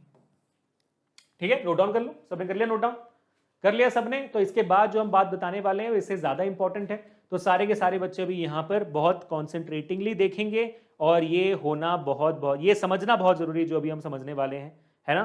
तो प्लीज ध्यान लगाकर समझेंगे, ध्यान लगाकर यहाँ पर समझेंगे, बहुत इंपॉर्टेंट कॉन्सेप्ट है जो भी हम सीखेंगे अभी यहाँ पे। ठीक है, चलो सबका ध्यान यहाँ पर बेटा, सबका ध्यान यहाँ पर। हाँ जी, अब जो हम सीखने वाले हैं वो है आज का कॉन्सेप्ट जो हमने बताया था, साइन ऑफ डिस्प्लेसमेंट। डिस्प्लेसमेंट को सब जगह अभी इस पूरे चैप्टर में एक्स बोला जा रहा है, तो हम भी एक्स बोल देंगे। This sign of X, velocity, speed, acceleration. बहुत इंपॉर्टेंट, बहुत इंपॉर्टेंट। ठीक है, बहुत इंपॉर्टेंट। ये आपके सामने ग्राफ है, दो ग्राफ बना रहा हूं, इसी दो ग्राफ के ऊपर पूरी कहानी बनेगी। इसके पहले बेसिक चीजें मैंने आपको बता दी है, theta less than 90 degree, theta greater than 90 degree, वो भी मैं यहाँ पे लिख देता हूं। थीटा लेस देन 90 डिग्री क्या होती है? v positive. v पॉजिटिव है तो एक्सेलरेशन कांस्टेंट या पॉजिटिव। ठीक है, थीटा ग्रेटर देन 90 डिग्री तो मैंने बताया हुआ आपको, वेलोसिटी नेगेटिव, नेगेटिव वेलोसिटी तो एक्सेलरेशन नेगेटिव, कांस्टेंट भी हो सकती है, वेरिएबल भी हो सकती है, फर्क नहीं पड़ता। वैसे ही मान लो अगर मैंने आपको डिस्प्लेसमेंट टाइम ग्राफ दे दिया है और आपका ग्राफ मतलब कर्व जैसे ही बन रहा है, कर्व कैसे बन रहा है, मतलब कर्व कैसे बन सकता है ना, ऐसे बन सकता है, ऐसे बन सकता है, ऐसे बन सकता है, स्ट्रेट बन सकता है, कैसे बन सकता है? तो स्ट्रेट तो मैंने आपको बता दिया, स्ट्रेट वाला तो मैंने आपको बता दिया। अब मुझे आपको बताना है कि यार ग्राफ अगर कर्व्ड होता है ना तो तब कैसे जल्दी निकाल सकते हैं डिस्प्लेसमेंट टाइम ग्राफ का। ध्यान से देखना, अगर आपकी ग्राफ ऐसे बनती है, यानी कि कॉनकेव अपवर्ड बनता है ना, अपवर्ड कॉनकेव बनती है, क्या बनती है यहाँ पर? अपवर्ड कॉनकेव अगर आपकी ग्राफ बनती है, कॉनकेव शेप तो जानते हो आप, मिरर्स में देखा आपने। अगर कॉनकेव अपवर्ड बनती है तो आपकी एक्सेलरेशन पॉजिटिव है, एक्सेलरेशन पॉजिटिव है, और अगर एक्सेलरेशन पॉजिटिव होता है तो वेलोसिटी इंक्रीज होती है ना। एक्सेलरेशन पॉजिटिव भाई मतलब वेलोसिटी बढ़ रही है। और वैसे ही अगर आपका जो डिस्प्लेसमेंट टाइम ग्राफ है, उस ग्राफ का डिस्प्लेसमेंट टाइम ग्राफ, दोबारा मैं एस लिख रहा हूं, मैं एक्स कर देता हूं क्योंकि मेरे को बचपन से मतलब 9th से आदत है ना कि डिस्प्लेसमेंट को एस बोलते हैं ना। अगर मान लीजिए आपका डाउनवर्ड कॉनकेव है, क्या है आपका? डाउनवर्ड कॉनकेव है। अगर ग्राफ में ऐसा शेप दिख रहा है उसका मतलब होता है कि आपकी एक्सेलरेशन नेगेटिव है, और अगर एक्सेलरेशन नेगेटिव होती है तो वेलोसिटी आपकी डिक्रीज होती है, वेलोसिटी आपकी डिक्रीज होती है। सब लोग इसको नोट डाउन कर लो, मैं यहां पर निकल जाता हूं बोर्ड के सामने से। सारे बच्चे इसको नोट डाउन करेंगे, बहुत इंपॉर्टेंट है, बहुत इंपॉर्टेंट है बेटा। मैं क्या कह रहा हूं उसको समझो ध्यान से, ठीक है? मैं क्या कह रहा हूं समझो उसको ध्यान से। अब आखिरी चीज, अगर v और a का साइन सेम है, साइन सेम है, अगर v और a का साइन सेम है तो आपकी स्पीड जो है वो, अगर v और a का साइन सेम है तो आपकी जो स्पीड होने वाली है वो इंक्रीज होने वाली है। क्या होने वाली बेटा? आपकी स्पीड इंक्रीज होने वाली। और वैसे ही अगर वेलोसिटी और एक्सेलरेशन का साइन ऑपोजिट है, अगर मान लो आपकी वेलोसिटी नेगेटिव है, एक्सेलरेशन पॉजिटिव है, आपकी एक्सेलरेशन नेगेटिव है और वेलोसिटी पॉजिटिव है, अगर ऑपोजिट साइन से इनकी, तब आपका स्पीड डिक्रीज होगा, स्पीड डिक्रीज होगा। ऑफ कोर्स की बात है ना, दिमाग लगा के सोचो आप, है ना? मेरी वेलोसिटी का डायरेक्शन ये है और उसी डायरेक्शन अगर मैं एक्सेलरेट करूंगा तो मेरी स्पीड इंक्रीज हुई ना, कम थोड़ी हुई। तो वेलोसिटी एक्सेलरेशन एक ही डायरेक्शन में, स्पीड इंक्रीज। अगर मेरी वेलोसिटी इस डायरेक्शन में है और मैं एक्सेलरेट पीछे की तरफ करूंगा, यानी कि अगर मैं ब्रेक मार रहा हूं तो मेरी गाड़ी रुकेगी, स्पीड डिक्रीज होगी। तो opposite sign to speed decrease, ऐसे याद रखना है इसको, ठीक है? दोनों एक ही डायरेक्शन में तो आप एक्सेलरेट कर रहे हो तो स्पीड इंक्रीज होगी, दोनों ऑपोजिट डायरेक्शन में तो आप डिक्रीज कर रहे हो ना, ब्रेक मार रहे हो। तो ब्रेक मारना और एक्सेलरेट करना गाड़ी के 10 सेंस में याद रखो, बहुत अच्छे से याद रहेगा। अब सर इसको कैसे याद रखें हम कि भाई कर्व उल्टा तो ये कर्व, ये तो ये, कैसे याद रखेंगे? बहुत ईजी है बेटा, बहुत ईजी। मैं आपको ट्रिक बताता हूं, ये ट्रिक आपको सिर्फ और सिर्फ इसी सेशन में मिलेगी, पूरे यूट्यूब पर कहीं और नहीं है। अगर ये कर्व है तो मैंने क्या बोला? पॉजिटिव एक्सेलरेशन ना। भाई इस कर्व के ऊपर 2 आंखें बना दो, स्माइल कर रहे हो? स्माइल तब करते हो जब पॉजिटिव होते हो, है कि नहीं? तो acceleration positive, smile when you are positive. और अगर ये कर्व है तो ऊपर 2 आंखें बना दो। When you are sad you feel negative, when you are sad you feel negative, when you are happy you feel positive. ऐसे याद रखना बस। और किसे नहीं पता एक्सेलरेशन पॉजिटिव हो तो वेलोसिटी बढ़ी, किसे नहीं पता, है ना? तो स्माइल और ये ट्रिक टू रिमेंबर, क्या है ये? Trick to remember. जो भी इस बोर्ड पे लिखा हुआ है टक से नोट डाउन करेंगे, क्योंकि इसके बाद हम दे दनादन सॉल्व करेंगे एनसीईआरटी के सवाल। और ये सवाल बहुत बहुत इंपॉर्टेंट है जो अभी हम सॉल्व करने वाले हैं। अगर आपने गलती कर दी तो भाई बवाल मच जाएगा, मतलब समझ रहे हो आप, प्रॉब्लम हो जाएगी बहुत बड़ी। इन सारे सवालों को सॉल्व करना जरूरी है, ठीक है? चलो आ जाओ, सबने नोट डाउन कर लिया? चलो अब आगे बढ़ते हैं, मुद्दे पर आते हैं, सवाल पर आते हैं। हाँ जी भाई साहब, प्रैक्टिस सवाल दे रहे हैं यहाँ पर। ओहो क्या सवाल है, तत्व से उठाया सवाल है, तत्व का सवाल है ये, ठीक है? क्या दिया है, चलो देखते हैं। The acceleration of a moving body can be found from, acceleration कैसे निकलता है? Slope of the velocity time graph से ना, तो ऑप्शन है। Slope of distance time graph नहीं, area under the distance time graph नहीं, area under gravity time graph नहीं, slope of velocity time graph, सही? ठीक है। The following graph can be interpreted as, भाई xt ग्राफ है, xt graph में हमने ऐसा ग्राफ तो सीखा था, ऐसे ग्राफ क्या हो गया? पहली बात, ऐसा ग्राफ इम्पॉसिबल होता है जहां पर टाइम जो है क्या कहते हैं, कांस्टेंट हो। वक्त कांस्टेंट हो ही नहीं सकता ना, वक्त कांस्टेंट हो और डिस्प्लेसमेंट बढ़ती जाएगी, ऐसा कैसे हो सकता है? तो इम्पॉसिबल ग्राफ होती है। लेकिन मान लो अगर कोई ऑब्जेक्ट ऐसे टाइम को कांस्टेंट रखते हुए डिस्प्लेस कर रहा है, इसका मतलब एक ही हो सकता है कि भाई वो इतने तेज दौड़ रहा है, वो इतने तेज चल रही है कि वक्त के खत्म, वक्त आगे बढ़ने से पहले वो कहीं और पहुंच जा रहा है। तो यानी कि बेसिकली स्पीड ऑफ लाइट का कॉन्सेप्ट हो गया यहां पर, वो इतने तेज चल रहा है, इतने तेज कि भाई द स्पीड इज इनफाइनाइट, ऐसे समझ सकते हो आप, है ना? तो ऐसा कोई ऑप्शन होगा तो तभी चूज करेंगे, वरना चूज नहीं करेंगे। तो particle is at rest, of course नहीं। Particle is moving but the time is constant, so infinite speed, हाँ ये concept. Both particle and time are constant, possible ही नहीं है। Particle falling from the top of building, possible नहीं है, ठीक है? तो ऑप्शन बी बिल्कुल सही जवाब। सही है, समझ में आ गया, ठीक है? बहुत इंपॉर्टेंट था, जब ये सवाल आता है स्कूल में तो समझ नहीं आते बच्चे क्या करेंगे। आखिरी सवाल, The slope of velocity time graph for motion with uniform velocity is equal to, अच्छा यूनिफॉर्म वेलोसिटी, हाँ तो अभी जल्दी से आप क्या करोगे, ग्राफ बना दोगे और बोलोगे वेलोसिटी वर्सेस टाइम ग्राफ है, तो यूनिफॉर्म वेलोसिटी तो ऐसे बना दोगे ना, थप्पड़ खाओगे, ऐसे थोड़ी होता है। यूनिफॉर्म वेलोसिटी वीटी ग्राफ में कैसे दिखती है? यूनिफॉर्म वेलोसिटी वीटी ग्राफ में ऐसे ही दिखती है ब्रो। डिस्प्लेसमेंट टाइम ग्राफ में ऊपर दिखती है नीचे ग्राफ। सॉरी, ठीक है। तो इसमें क्या होना चाहिए? स्लोप। स्लोप यहां पर क्या हो जाएगा? यहां पर तो आप देखोगे स्लोप तो सर 0 है, पैरेलल है ना आपके एक्स एक्सिस, तो स्लोप 0 है यहां पर। ऑप्शन ए सही जवाब, सही, ठीक है? चलो आगे बढ़ते हैं। हाँ जी, और बेहतरीन सवाल दी थी, क्या क्या है? The velocity time graph of motion of an object starting from rest with uniform acceleration is a straight line.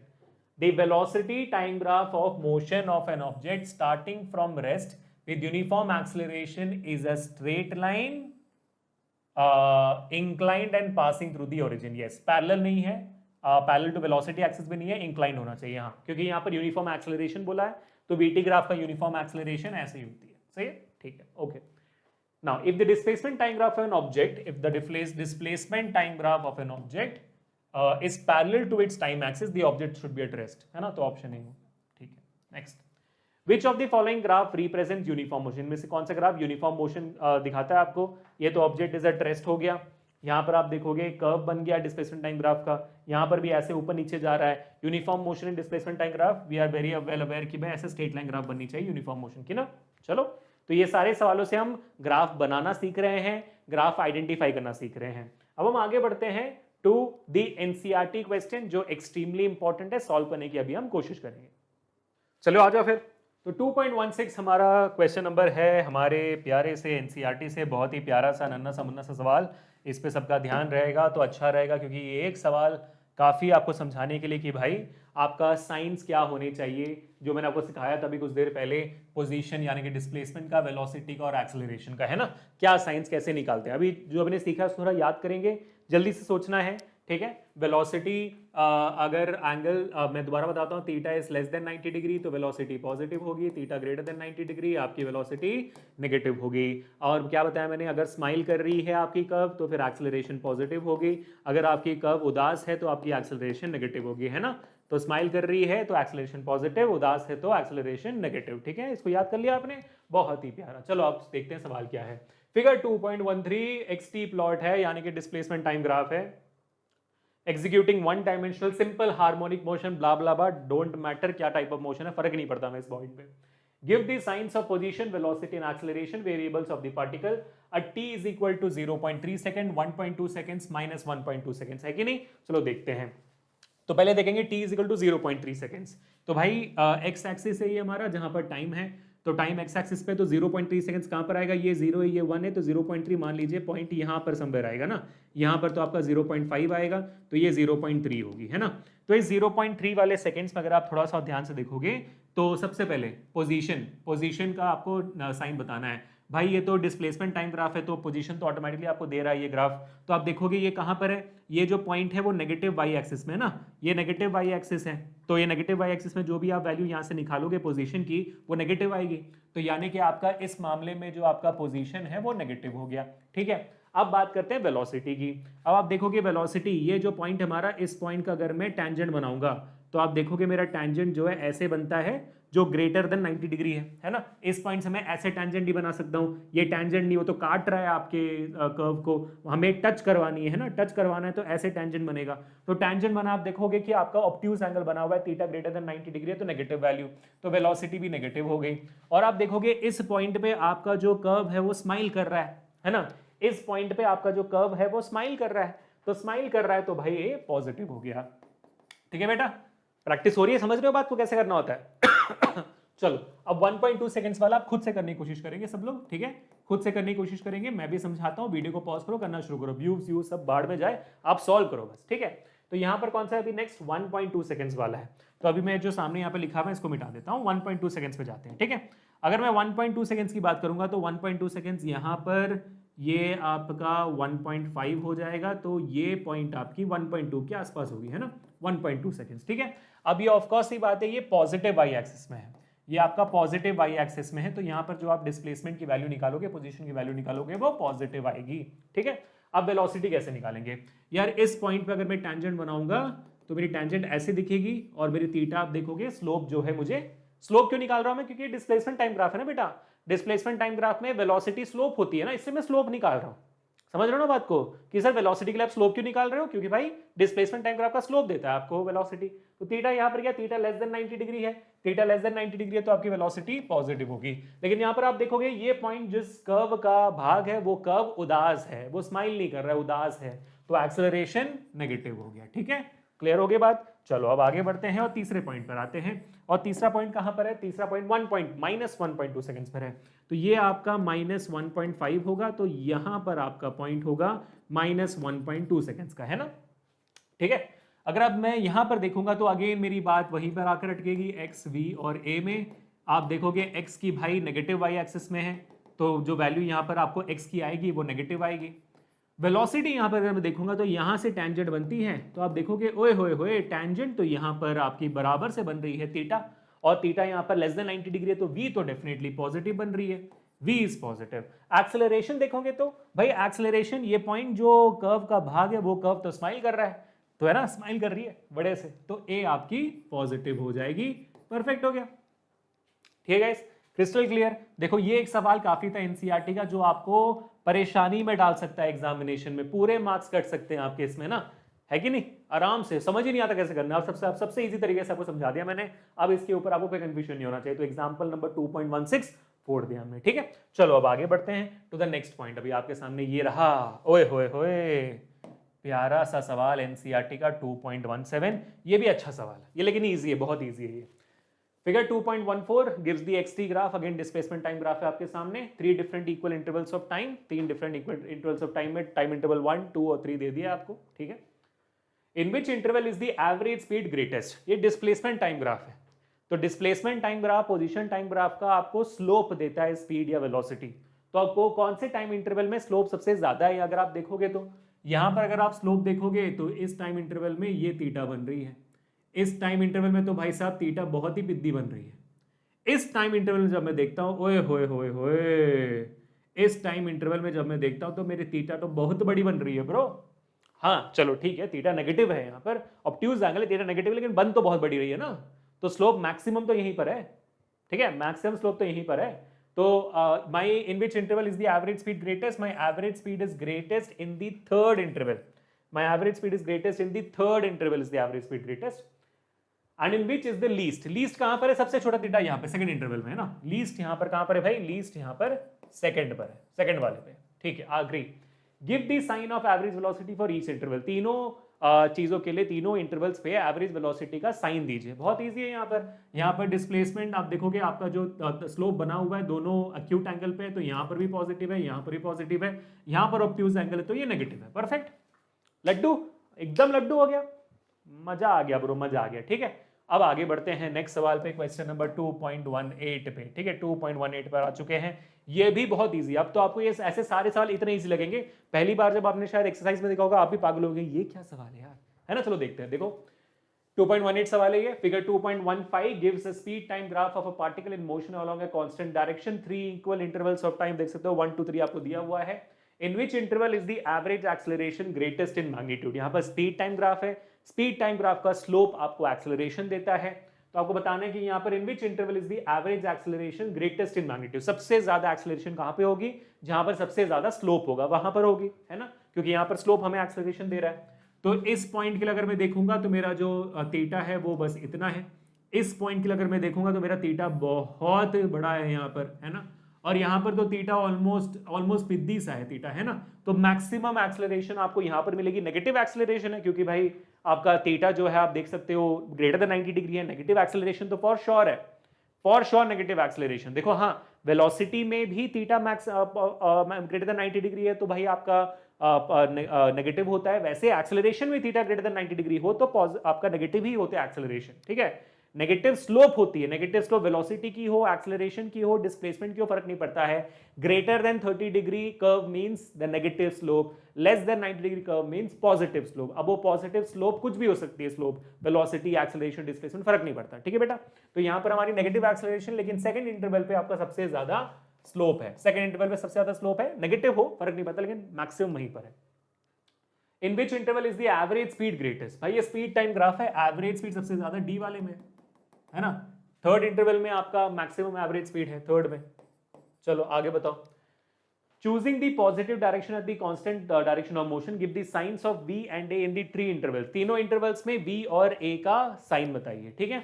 यहां पर आप v और a का, ठीक है, v और a का किसका, give the science of v and a in the 3 intervals. भाई स्पीड टाइम ग्राफ है, वेलोसिटी तो, और वेलोसिटी आप देखोगे पॉजिटिव x और पॉजिटिव y डायरेक्शन में है, तो 1 2 और 3 तीनों में आपका वेलोसिटी तो पॉजिटिव है ना, वेलोसिटी पॉजिटिव है, क्यों पॉजिटिव है भाई, क्योंकि आपका फर्स्ट इंटरवल में भी पॉजिटिव है, वेलोसिटी सेकंड इंटरवल में पॉजिटिव है, वेलोसिटी थर्ड इंटरवल में भी पॉजिटिव है, क्यों, क्योंकि आप पॉजिटिव प्लेन में रहो, positive X axis, positive Y axis, तो भाई सब जगह पॉजिटिव वैल्यू आएगी ना, यहाँ पर जो वेलोसिटी आएगी पॉजिटिव होगी, यहाँ पर जो वैल्यू आएगी पॉजिटिव होगी, यहाँ पर जो वैल्यू आएगी वो सब पॉजिटिव वैल्यूज आएंगे ना ब्रो, ठीक है। चलो अब बारी आती है हमारी एक्सेलरेशन की।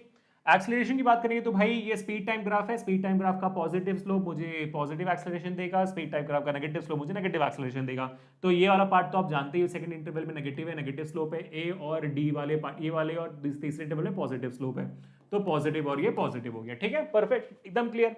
अब आखिरी सवाल क्या है भाई, what are the acceleration at the point A B C and D, acceleration at point A, आप देखोगे स्लोप यहाँ पर 0 है, बी पे स्लोप 0 है, सी पे स्लोप 0 है, डी पे भी स्लोप 0 है, आप देख सकते हो सब जगह ए बी सी और डी पे स्लोप ही नहीं है, ना ऊपर जा रहा नीचे जा रहा है भाई, वो कांस्टेंट जगह पर है, तो स्लोप 0 है तो एक्सेलरेशन भी आपका 0 होगा, ठीक है बेटा, परफेक्ट, समझ में आ गया। चलो बल्ले बल्ले, अब आगे बढ़ते हैं टू द नेक्स्ट सवाल, क्या है ये, suggest a suitable physical situation for each of the following graphs. अब इसमें जो है सवाल जो है ना, आप देखोगे ऊपर होमवर्क लिखा हुआ है, हाँ, इनमें से 2 चीज का एग्जाम्पल मैं दूंगा, तीसरे वाले का एग्जाम्पल आपको देना है होमवर्क, ठीक है, जवाब आना चाहिए मेरे कमेंट सेक्शन में, होमवर्क का जवाब चाहिए तीसरे वाले पार्ट का, तीसरे वाले पार्ट का कैसा हो सकता है, सॉरी पहले वाले पार्ट का, सेकंड और थर्ड तो मैं दे दूंगा, हाँ सेकंड और थर्ड मैं दे दूंगा, पहले वाला का एग्जाम्पल आपको देना है।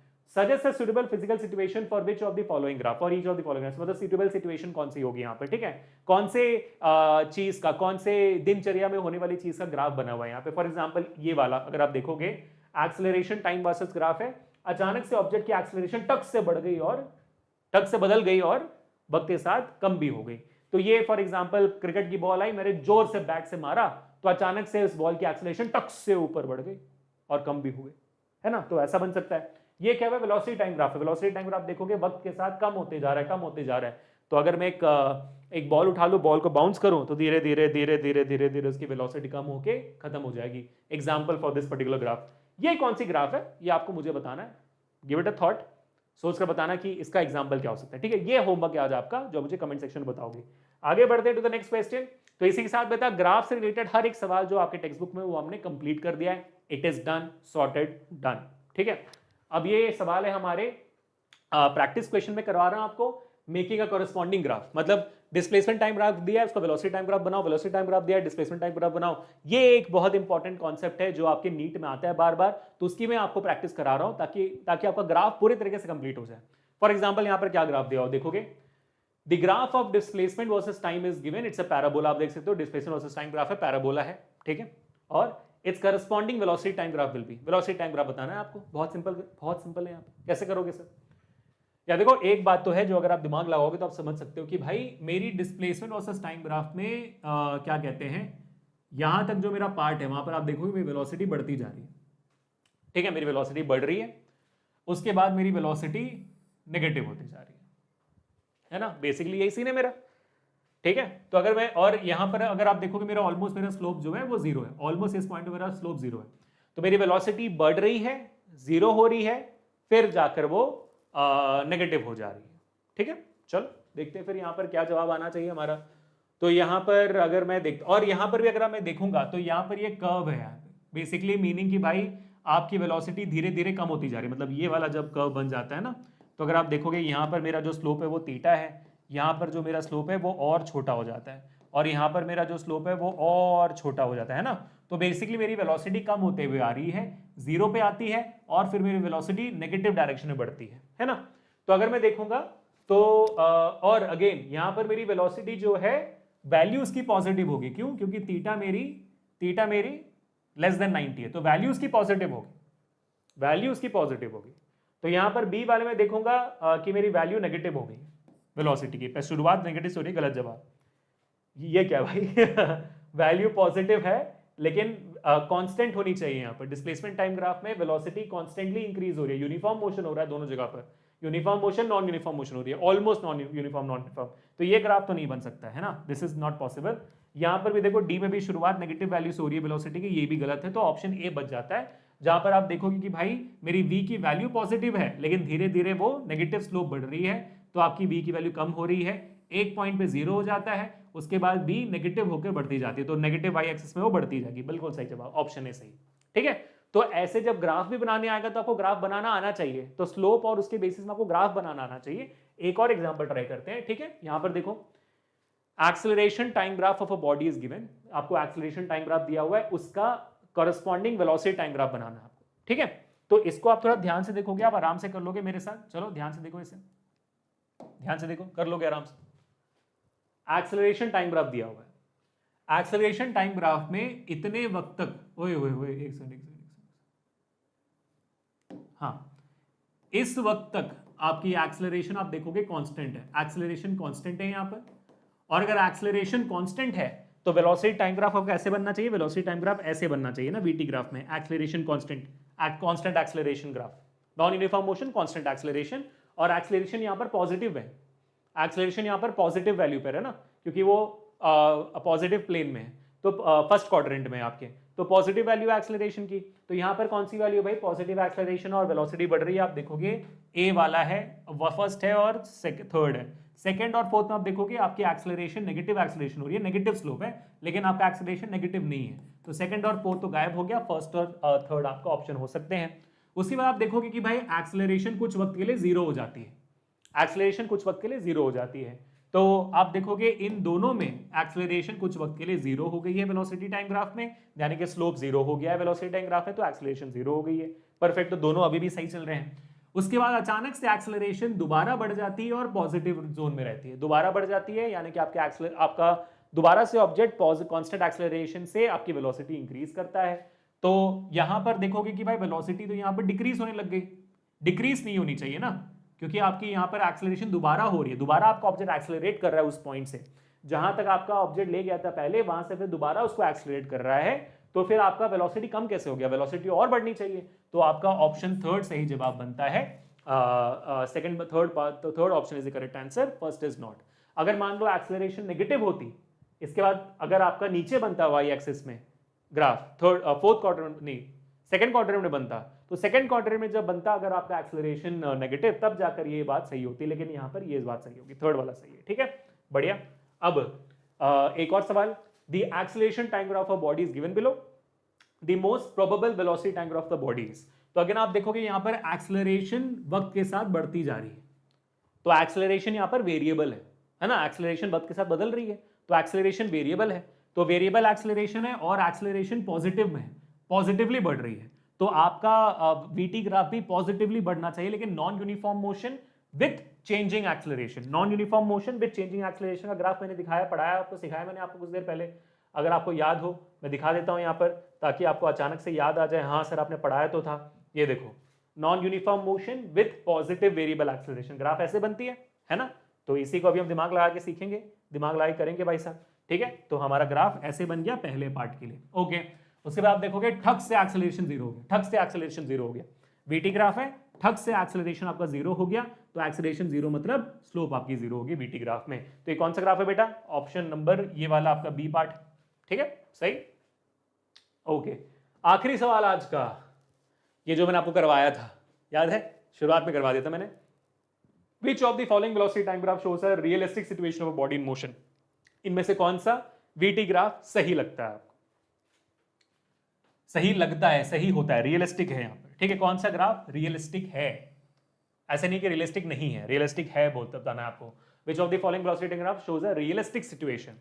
तो पहली बात, ये वाला मैंने आपको बताया था, टाइम जब मान लो ये होगा, तो यहाँ पर वेलोसिटी का एक वैल्यू, दूसरा वैल्यू, तीन वैल्यू होंगे, तो ये पॉसिबल नहीं है, एक ही क्षण में वेलोसिटी के तीन वैल्यूज नहीं हो सकते। और यहाँ पर ये तो डेफिनेटली पॉसिबल है, हर जगह पर आप देखोगे टाइम के साथ वेलोसिटी बदल रही है, ये तो डेफिनेटली पॉसिबल है। ये देखोगे तो इसमें भी सेम सिचुएशन, यहाँ टाइम में पहली वेलोसिटी, दूसरी वेलोसिटी, नॉट पॉसिबल। यहाँ पर ये भी मैंने आपको बताया था राउंड वाला है, तो यहाँ पर एक वैल्यू, वेलोसिटी की दो वैल्यू एक ही टाइम पे, ये भी पॉसिबल नहीं है। तो आपके एक ही पॉसिबल वैल्यू यहाँ पर ऑप्शन नंबर बी सही है guys. Okay, and that's all for today I think. तो होपिंग कि गाइस आप लोगों को मजा आया हो। लेट मी टेल यू, मुझे बहुत मजा आया इस सेशन को प्रिपेयर करते वक्त, इतने सारे सवाल डालते वक्त, इतने सारे सवालों को सॉल्व करते हुए। मुझे पता है कि ये सेशन थोड़ा सा लंबा गया है, लेकिन भाई साहब दमदार गया है।